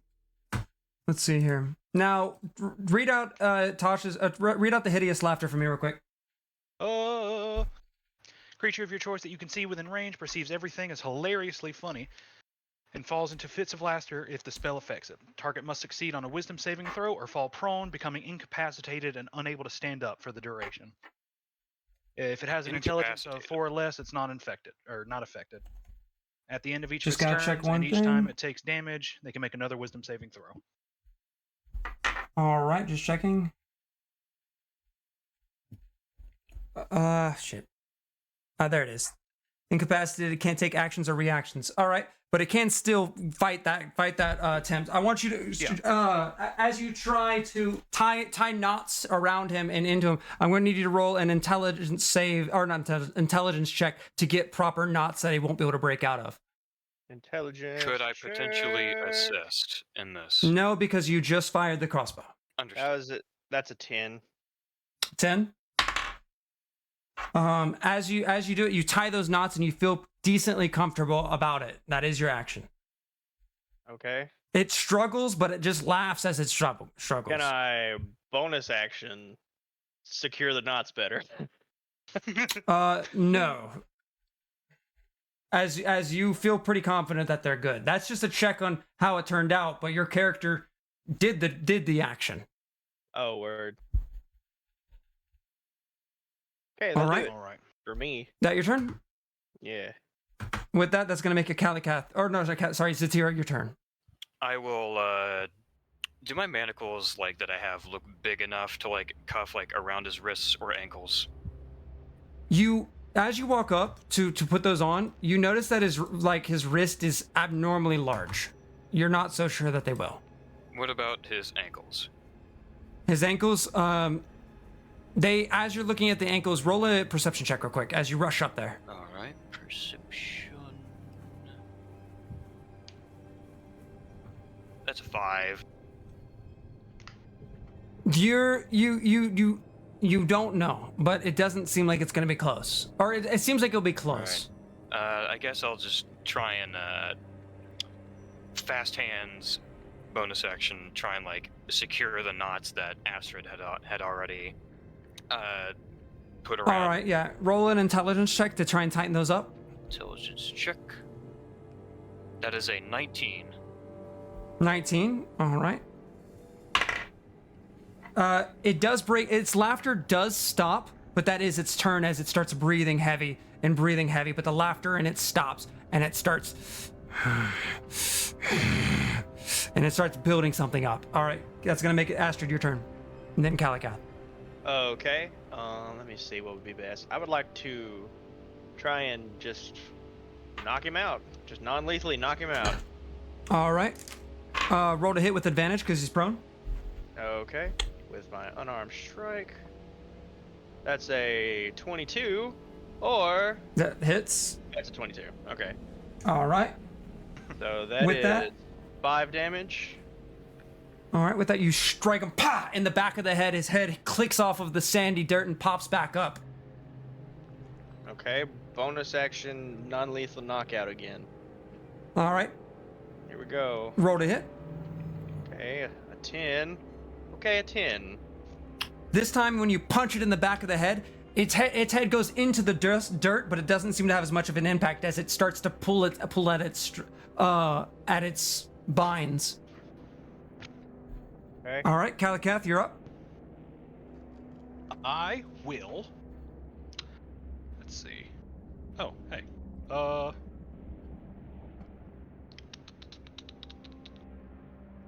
Yeah, I'm gonna cast Bane on him. Cast Bane? Okay. What's the save? Wisdom Charisma, or I think, for charisma Bane. save. Natural 20, actually. Of course. Wow, So, very as the Bane charismatic. tries to hit it, it doesn't quite seem to click into him. Sadness. The All right, well, incantation fails before you. I end my turn. All right. That's going to make it back up to Zatira. Okay. As he's struggling against those binds. I will take like the butt of my crossbow. I'm just gonna melee, just bonk him on the head. Stay down, fella. I'm trying to make this easier for you. All right. Roll to hit with advantage. Okay. Advantage. Bam. Oh my god, both 7. Good lord. Both 7. You hit the back of his head, and it feels odd as you feel this. You feel like you hit bone, but it definitely shouldn't be bone as you go through like a fleshy nothing, and it Correct. doesn't seem to deal damage as you get this odd hit, and something starts to happen as it starts to wriggle its body. Oh boy. That becomes its turn as its body starts to shed abnormal amounts of skin and flesh, and beneath it starts to grow more skin and flesh, and it starts to increase in size. Those arms that were already large get bigger and bigger, and its body wriggles and writhes as it gets bigger and bigger and bigger, and it becomes essentially it becomes a large creature. The binds on it hold, but it is now considered a large creature as it seems to be gaining mass from seemingly nowhere. And it's hurriedly doing so as pieces of its face fall to the floor. Blood starts to pool onto this now red stained sand, and it becomes your turn, Justin. Oh my god. Okay. All right. Let's see. Okay. Astral arms. Here we go. Astral arms appear. Force You're like, damage. business time. Okay. Make him roll a dex save. 12 or higher to pass. I'm gonna put him at disadvantage. He got a 15 at first. Okay. He got a 4 second. Let's go. He takes 2d4 force damage. 2d force damage as on, happens. let me- Does that hit Zatira because she's in range? Let me see. I mean, I am Targets rather you choose? close. Let me see real quick. I might have to make a so save. each creature of your choice that you can see. Okay. So yes, a and he crater take- happens in the sand as these astral arms appear. Wind blows your hair back, and Calicath, you as well. It's whoosh, like these astral arms are now appeared above you guys.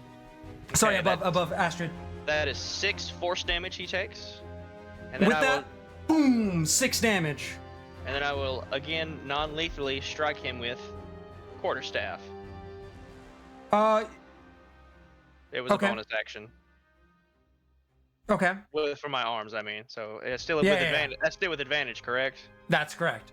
Okay, so You a did 6 20 damage, right? Yes. All So right, a 21 to hit. that hits. Okay, non-lethal damage. 7 more damage. -7. Blood starts to pool around, and it just has this terrible, like, it looks up, and Cameron, what you see is like a bony face that's snarling with the teeth exposed. It seems to be taking more damage from itself than even the punches, but the punches are registering as it like echoes and reverberates in its bone structure. Cameron, your turn. Oh Wait, yeah, no, that's right. Cameron, it's your turn. Let's see. Can I roll an investigation check to see if I can tell what's actually going on? Like in detail? Yes. Okay. Rolling. 18. 18. It's as far as investigation. It's hard to investigate something that you're not very have any idea what's going on. You can quickly tell it's shedding. It's shedding its body. It's shedding its skin. It's shedding its mass. But at the same time, there seems to be more mass coming from in it. It's growing and growing, and with an 18, you gather that it's almost starting to take the same shape, albeit a smaller and more hurriedly created and it's starting to become the same body structure and shape as the cleric. I think I'm starting to piece a few things together. We might not be able All to right. take him in alive at this point. This is And I will say with the investigation check, he's oddly getting stronger. gotcha. Is that that took a whole action? No. Okay. I'm going to. Who all is around me? I mean, we're like right next Look to at each other, the same as the battle map. Same as, but you're staying a few bit back. They're basically on top of him. Gotcha. I forgot there was a battle map.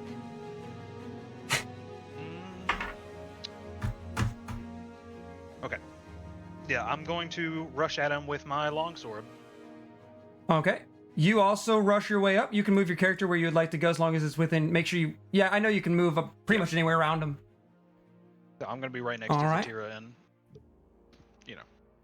and Oh. I'm going to swing my longsword. One hit. Okay. Got a 16. 16.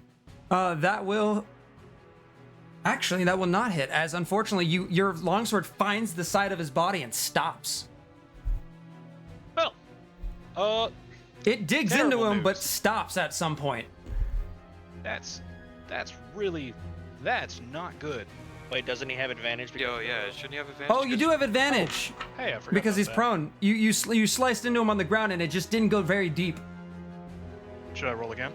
Yes. Yeah, roll advantage. Natural 20. Yeah. Let's go! And as it gets stuck, you walk forwards to jab it inwards. Instead of going for a slice, you go for a pierce. All right. Roll that crit damage. Is there a way I can do crit damage with my? I don't know which one you're on. I'm on roll 20. Oh yeah, Um, you should be able to just click the text. I think if you click it now, Click it the automatically text turns of into a crit. Yeah, click the text longsword from your attack. Oh, it didn't. It did not. Okay, well you can roll two. You can manually re-roll or roll the other dice and add it to it real quick. Gotcha. 5, 9 total. 9. Okay. With that, you jab into there and you pull. And when you pull that blade out, this dark ichor is covering it as blood starts to splurt around. Yeah. And now All my right. turn. He's not looking very good, but he also is increasing in size. It's an odd thing. All right. He's That's still gonna now getting make bigger. it Zatira. Your turn. He's getting now. right. He's getting to the point that's getting weirdly bigger than that. It's like something's not the same if he was trying to turn into the same thing as a cleric. He's getting bigger and bigger. All right, I'm gonna have my crossbow away and take out my dagger, and I'm gonna just downward stab into him as well. All right. Roll damage. Oh, sorry. Roll to hit with advantage. Advantage. Kia. That is a 23 to hit, and I have allies next to me, and I would have advantage on this, so I have That would be attack. sneak attack. Yep. Oh my lord. Do the damage. All right, that's whoops. I'd like to non-lethally stab him, please. That's yeah, 4, and then my sneak attack damage should be 2d6. 2d6. Yeah, All right. It'll be slash. 2d6. It's thinking about it.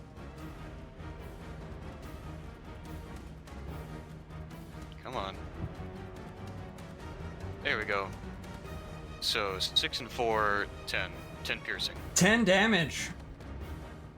As you stab into it, the swelling gets bigger and bigger and bigger and bigger, and you stab into it. And how would you want to do this? I will try and like put it down. Oh well, there's one that came after. I will just find like my knife like in between the rope so I don't cut them, and I will just plant it down like over where his heart should be. Yeah, you and just into the lie down back on it. over the heart. Yep. I'll just say. And as you Sorry, lad. plunge that dagger in, its body is already swelling and swelling and swelling, almost bulbous in its form, and you stab down. And right then, crack! There's a huge explosion. Oh shite. 4, Oh no. 4, Oh my god. No, 7. not again! No, not again! Damn you! Not again. Not again! I need everyone to roll a He dexterity can't saving keep throw. Getting away with it! I need everyone to roll a Fucking dexterity getting saving away with throw. it. No. I accidentally rolled advantage. I'm gonna roll that again because I fucked it up. It should tell you what your first one was. Yeah, That's okay. 16. Yeah, 16. 16? Fuck up my Cameron? saving throws. 8. 8, and Justin? Well, I mean, when I saw wisdom. Never mind. Yeah, it's just a 9. Damn it. 9. So, Astrid and Kalikath, you guys get blown 5 feet away as this massive bloody explosion happens, like a whale who's been left in the sun too long. Each of you take 22 damage as you get blasted in different directions. Criminy. And Zatira, you get knocked up. You're basically on its back as you get knocked upwards into the Whoa. air, and you fall. You take 11 damage as you get knocked into the air, and then fall immediately down into this bloody heaping mess that just squishes. You don't fall enough to take fall damage, but the squishiness of just being in this heaping pile happens. Ouch. What the fuck was that? That sucked. Ugh. Cal, you still good, man? I need to fix that. Does he look still dead? He looks What everywhere. did you just say? I wanted to make sure that, whoever that wasn't like, supposed to happen. Kalikath, you're 5 feet. You're in the trees and the bushes, like you got knocked over in that area. Astrid, you're farther down the beach, and Zatira, you're like face down now, pulling yourself out of this globule of meat and bone and flesh. I would like to get into the water and wash this gunk off of me, please. Yeah, you get up. Everyone's recovering. The first thing you're thinking is like, and you walk up to the water and you started to wade your way in. It started rolling up. You don't even move. You just like head down, brain like, oh, what the fuck? Your ears ringing. And Astrid, you kind of, what are you doing? I just like crack my neck and be like, all right, and wash his mess off and go find that stupid weapon. It doesn't phase you as badly as you're like, okay, cool.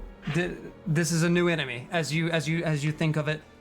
You and Zatira, there's no words that exchange. It's silence as you guys just deal with the problem. Oh, Everyone gets washed. You got some stringy meat in your hair here. Let me just. Oh, gross. There you go, Gosh. little lady. I hope this smell doesn't linger. Yeah. Where's that bloody morning star? I'd like to find it, pick it up. Literally it's bloody, all right. Yeah. It also got blown away about 7 feet away, and it's sticking like it's hilt up out of the sand. Ah, crap. It's close to Kalikath, actually. It's blown in that direction. I like, You want me to go get it? yeah, you go ahead and carry it. I'll go get it. Ugh. Okay, Cal. Get up. This is why I don't do jobs for these fuckers anymore. I'm not Yeah. too happy about it either. Ugh, Hey, progress though. What a strange and gruesome affliction. Zatira, does this always happen in this part of the city? No. Oh, Hey, can I I want to get out of here. can I get up and walk towards the bugbear corpse? Yep. You wipe some of the smut from your face and walk up to the corpse. Don't call it smut. You wipe off some of the schmeat. No, I didn't mean to say that. It just came out my mouth. I didn't mean to say that. No, internet, no. Schmutz, got a little Oh God, no! I was just using adjectives that sounded like bad. Anyways, you walk you walk up to this now heaping blood corpse that's torn open. Its rib cage is like open in an odd way. His giblets.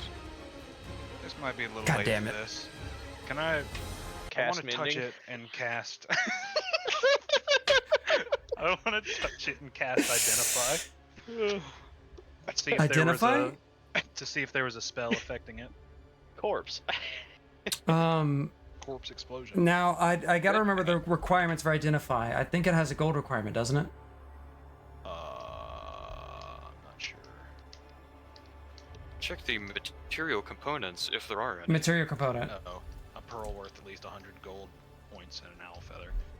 If you could spend 100 gold to do identify, but you need 100 gold. Jesus. Yeah, it's an expensive spell. I won't make you guys. Oh yeah. You would actually also need the pearl, but Whatever this is, I don't think it was magical, as we saw other bugbears being afflicted with it. So there's just a bugbear sickness called explosion.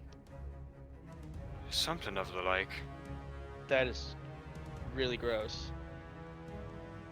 Well, let's not keep him waiting any longer. I guess we should. Is there anything Oh. intact of the bugbear? of the bugbear, there's not there's some of his like the no. Is there any? Like there's his pieces remaining clothes. of his head. Oh, his head? No. Anything. Like anything Well, that's actually, identifying of a his bugbear. chest is what exploded in his arms. So his head's probably like half torn and rolled its way into the jungle. It's probably still partially intact. Can I search for the head?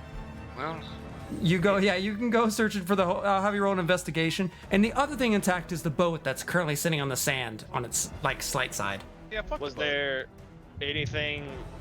Is it like a raft? Is it like? I got a 13. talking It's like a canoe boat, like you can hop Oh, in. okay.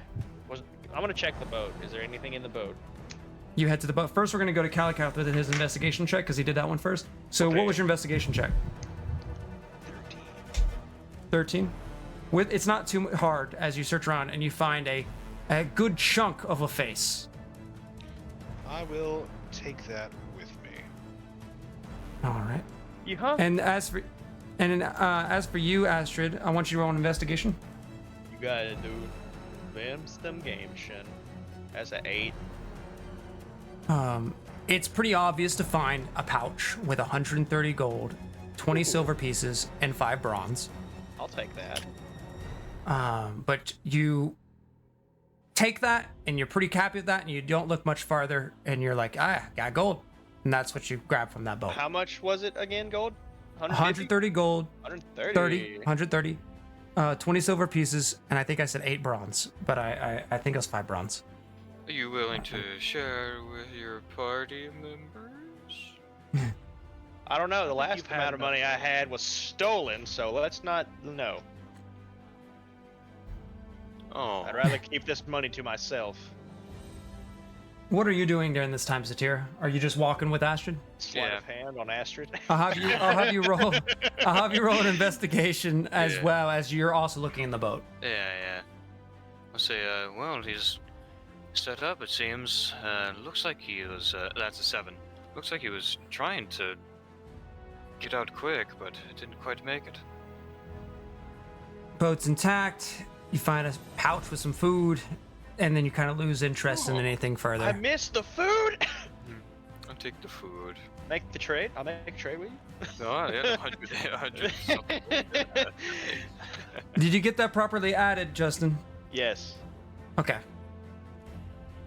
So this Alright. is what having money is like. This shit is great. You should hold on to all of that. That's quite a bit. That's a decent sum of money. It is. Never You had guys money before. reconvene near the boat. Okay, let's I guess if there's nothing else, we You got have to go an and empty really- pouch. Actually, can I just pick up the pouch and shake it out into the sand? Just to be super duper sure. Mm-hmm. A lot of gold and silver and bronze spills out onto the sand. Careful, don't Oh, lose all that.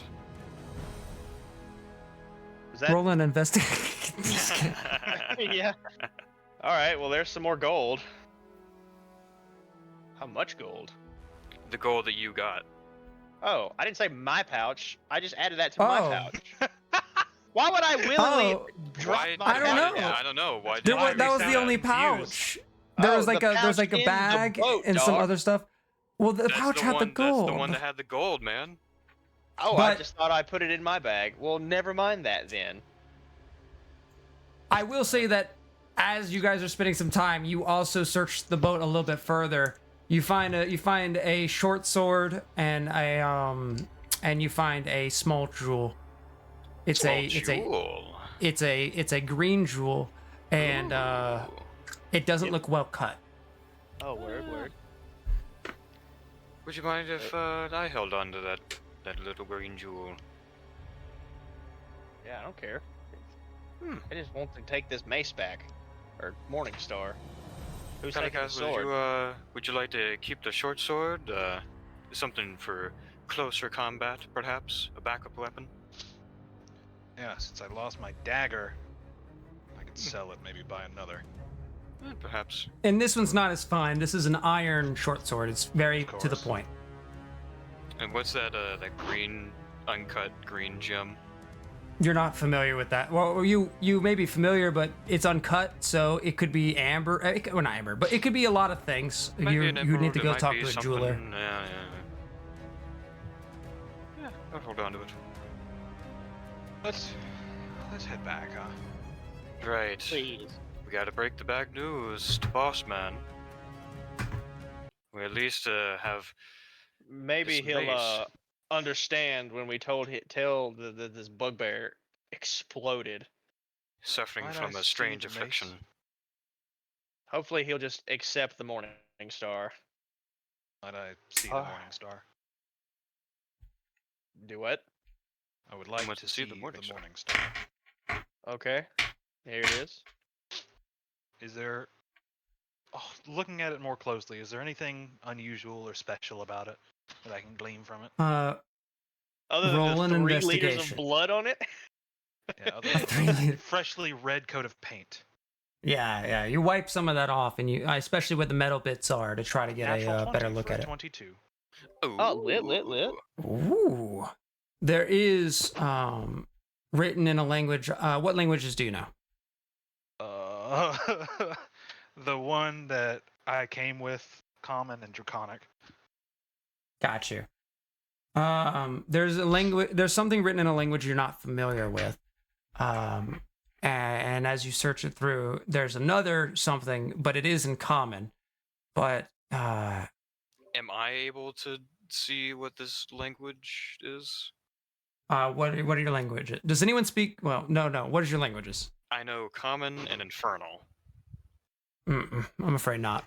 What about Can you Giant? read Astrid? It's not giant either. I'm afraid. Roll an intelligence check, anyone. I'll try and roll an intelligence check to see if we can at least discern like what language it is, even though we can't read it. 13. Oh, I also- another natural 20. Good I got job. a natural 20 if that's Oh my fair. god! Good What the lord. fuck? in a row. Okay, so Tatira, you're thinking about what it could be, and you're like, maybe deep speech, as it's like these terribly written scratches and lines and figures, and you're like, this is really odd, you know. And then Cameron, you put 2 and 2 together that it might be Goblin. Oh, Oh yeah, well. that would make sense. Hey, fellas, it's Uh, Goblin. As far as the common word Yes. goes, it does read a name, but you're not familiar with that name. What is the name?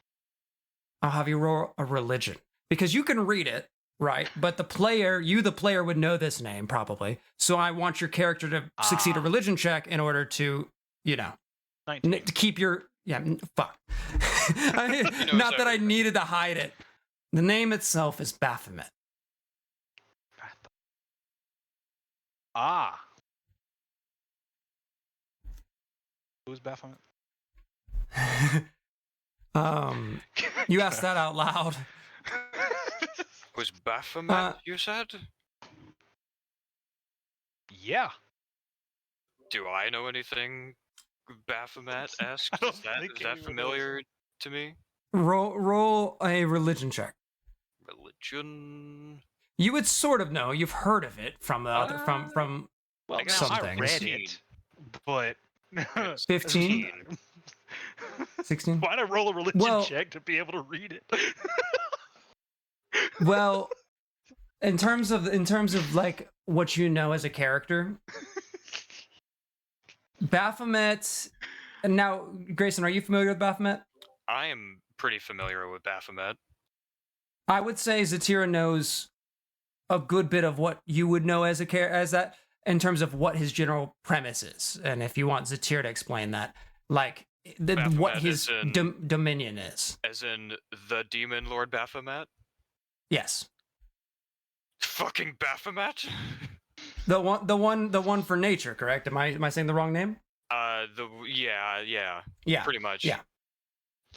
That was So it is Baphomet. Did you just say motherfucking Baphomet? yeah. The demon lord Baphomet. Is this how it's spelled? And I show the fucking The mace common? to her. Yeah. That one is in common, and then there's some goblin above it. Yeah, that looks like it. All right. Yeah. Then that one. What's the Criminy. deal? I don't know why on earth he would have something with Baphomet engraved in it. Well, I mean, he is a cleric. A cleric of a demon lord. If that's the Yeah. case. Demon lords need worshiping too, I assume.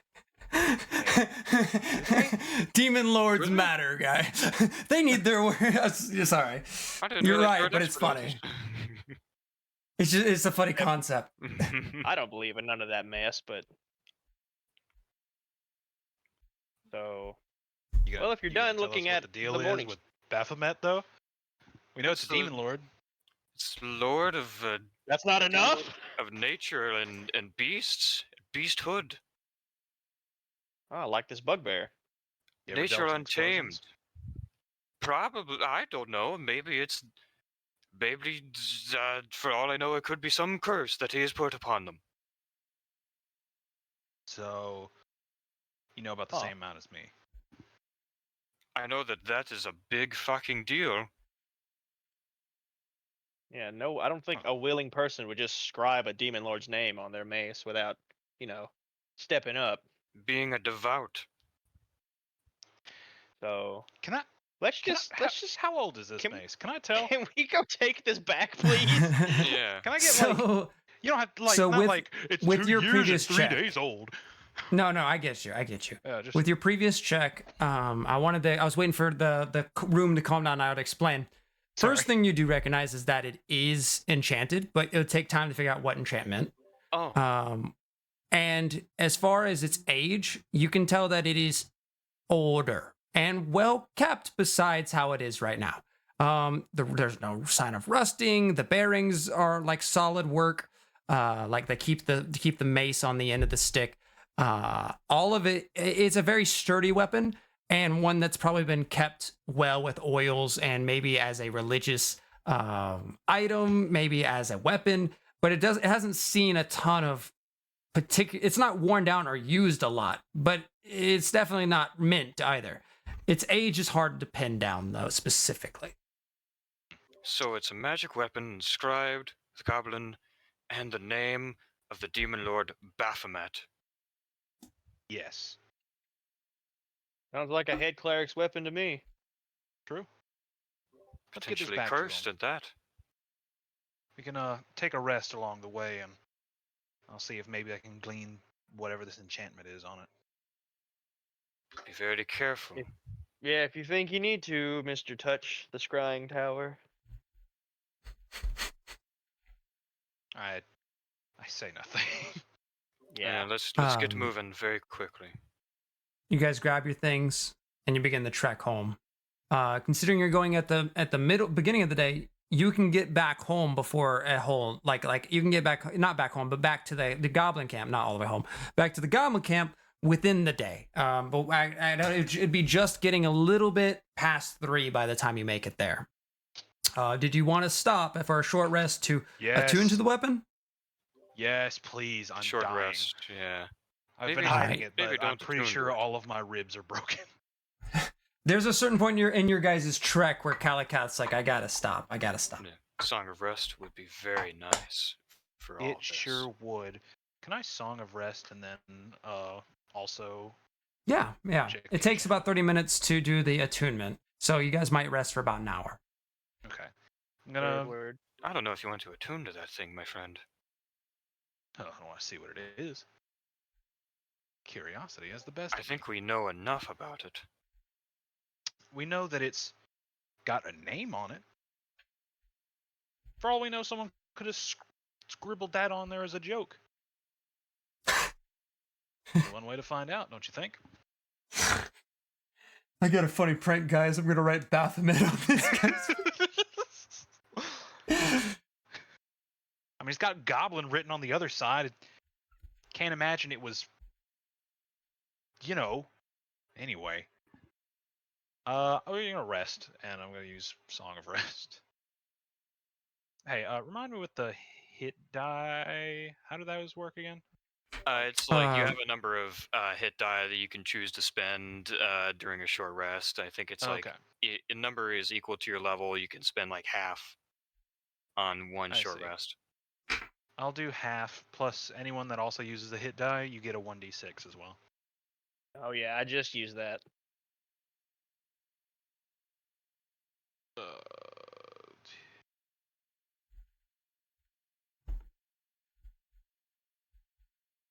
It's one.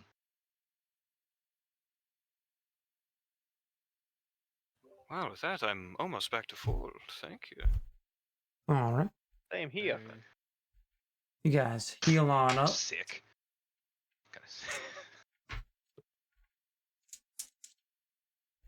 Well, I'm Now- certainly not, but I'm almost back to half.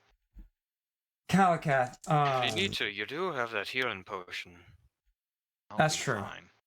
All right. Yeah, it's worth It's saving. very, very expensive healing potion.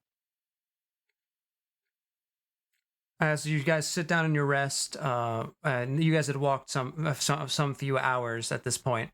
You play your tune, and then you stop for a second to deal with this weapon. How do you deal with that weapon? I would. So attunement. Is that? Explain to me how that would. That's work. taking time to bind you with this weapon. Make that weapon part of you and you part of that weapon so that you may use it. It will not tell you what that weapon is immediately, but you can now use it. I see. Is there a way to simply identify it in this? Yes. Casting Identify. Identify. Cool. As well as lesser enchantments that are not as intense as this one, you can spend time with in Arcana checks. And you could Arcana check this one, but it wouldn't be done in one rest. You could Arcana check it over time, and gather more knowledge of it, and discern what it is without using it after studying it for time. So.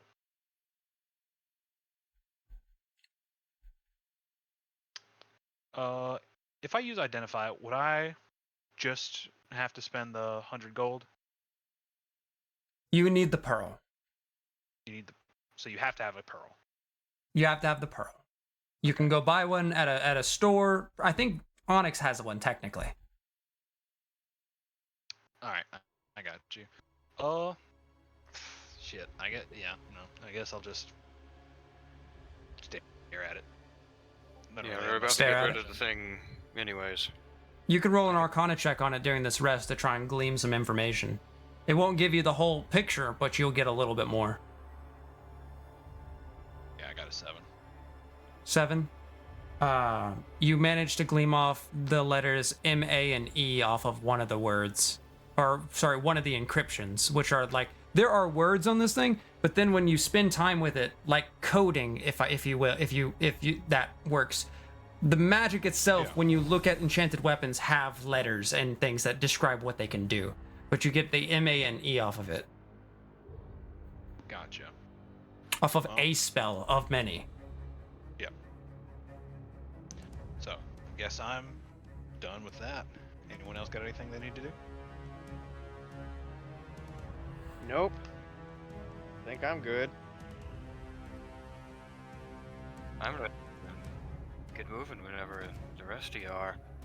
Then I guess we'll keep heading back to that goblin camp. Indeed.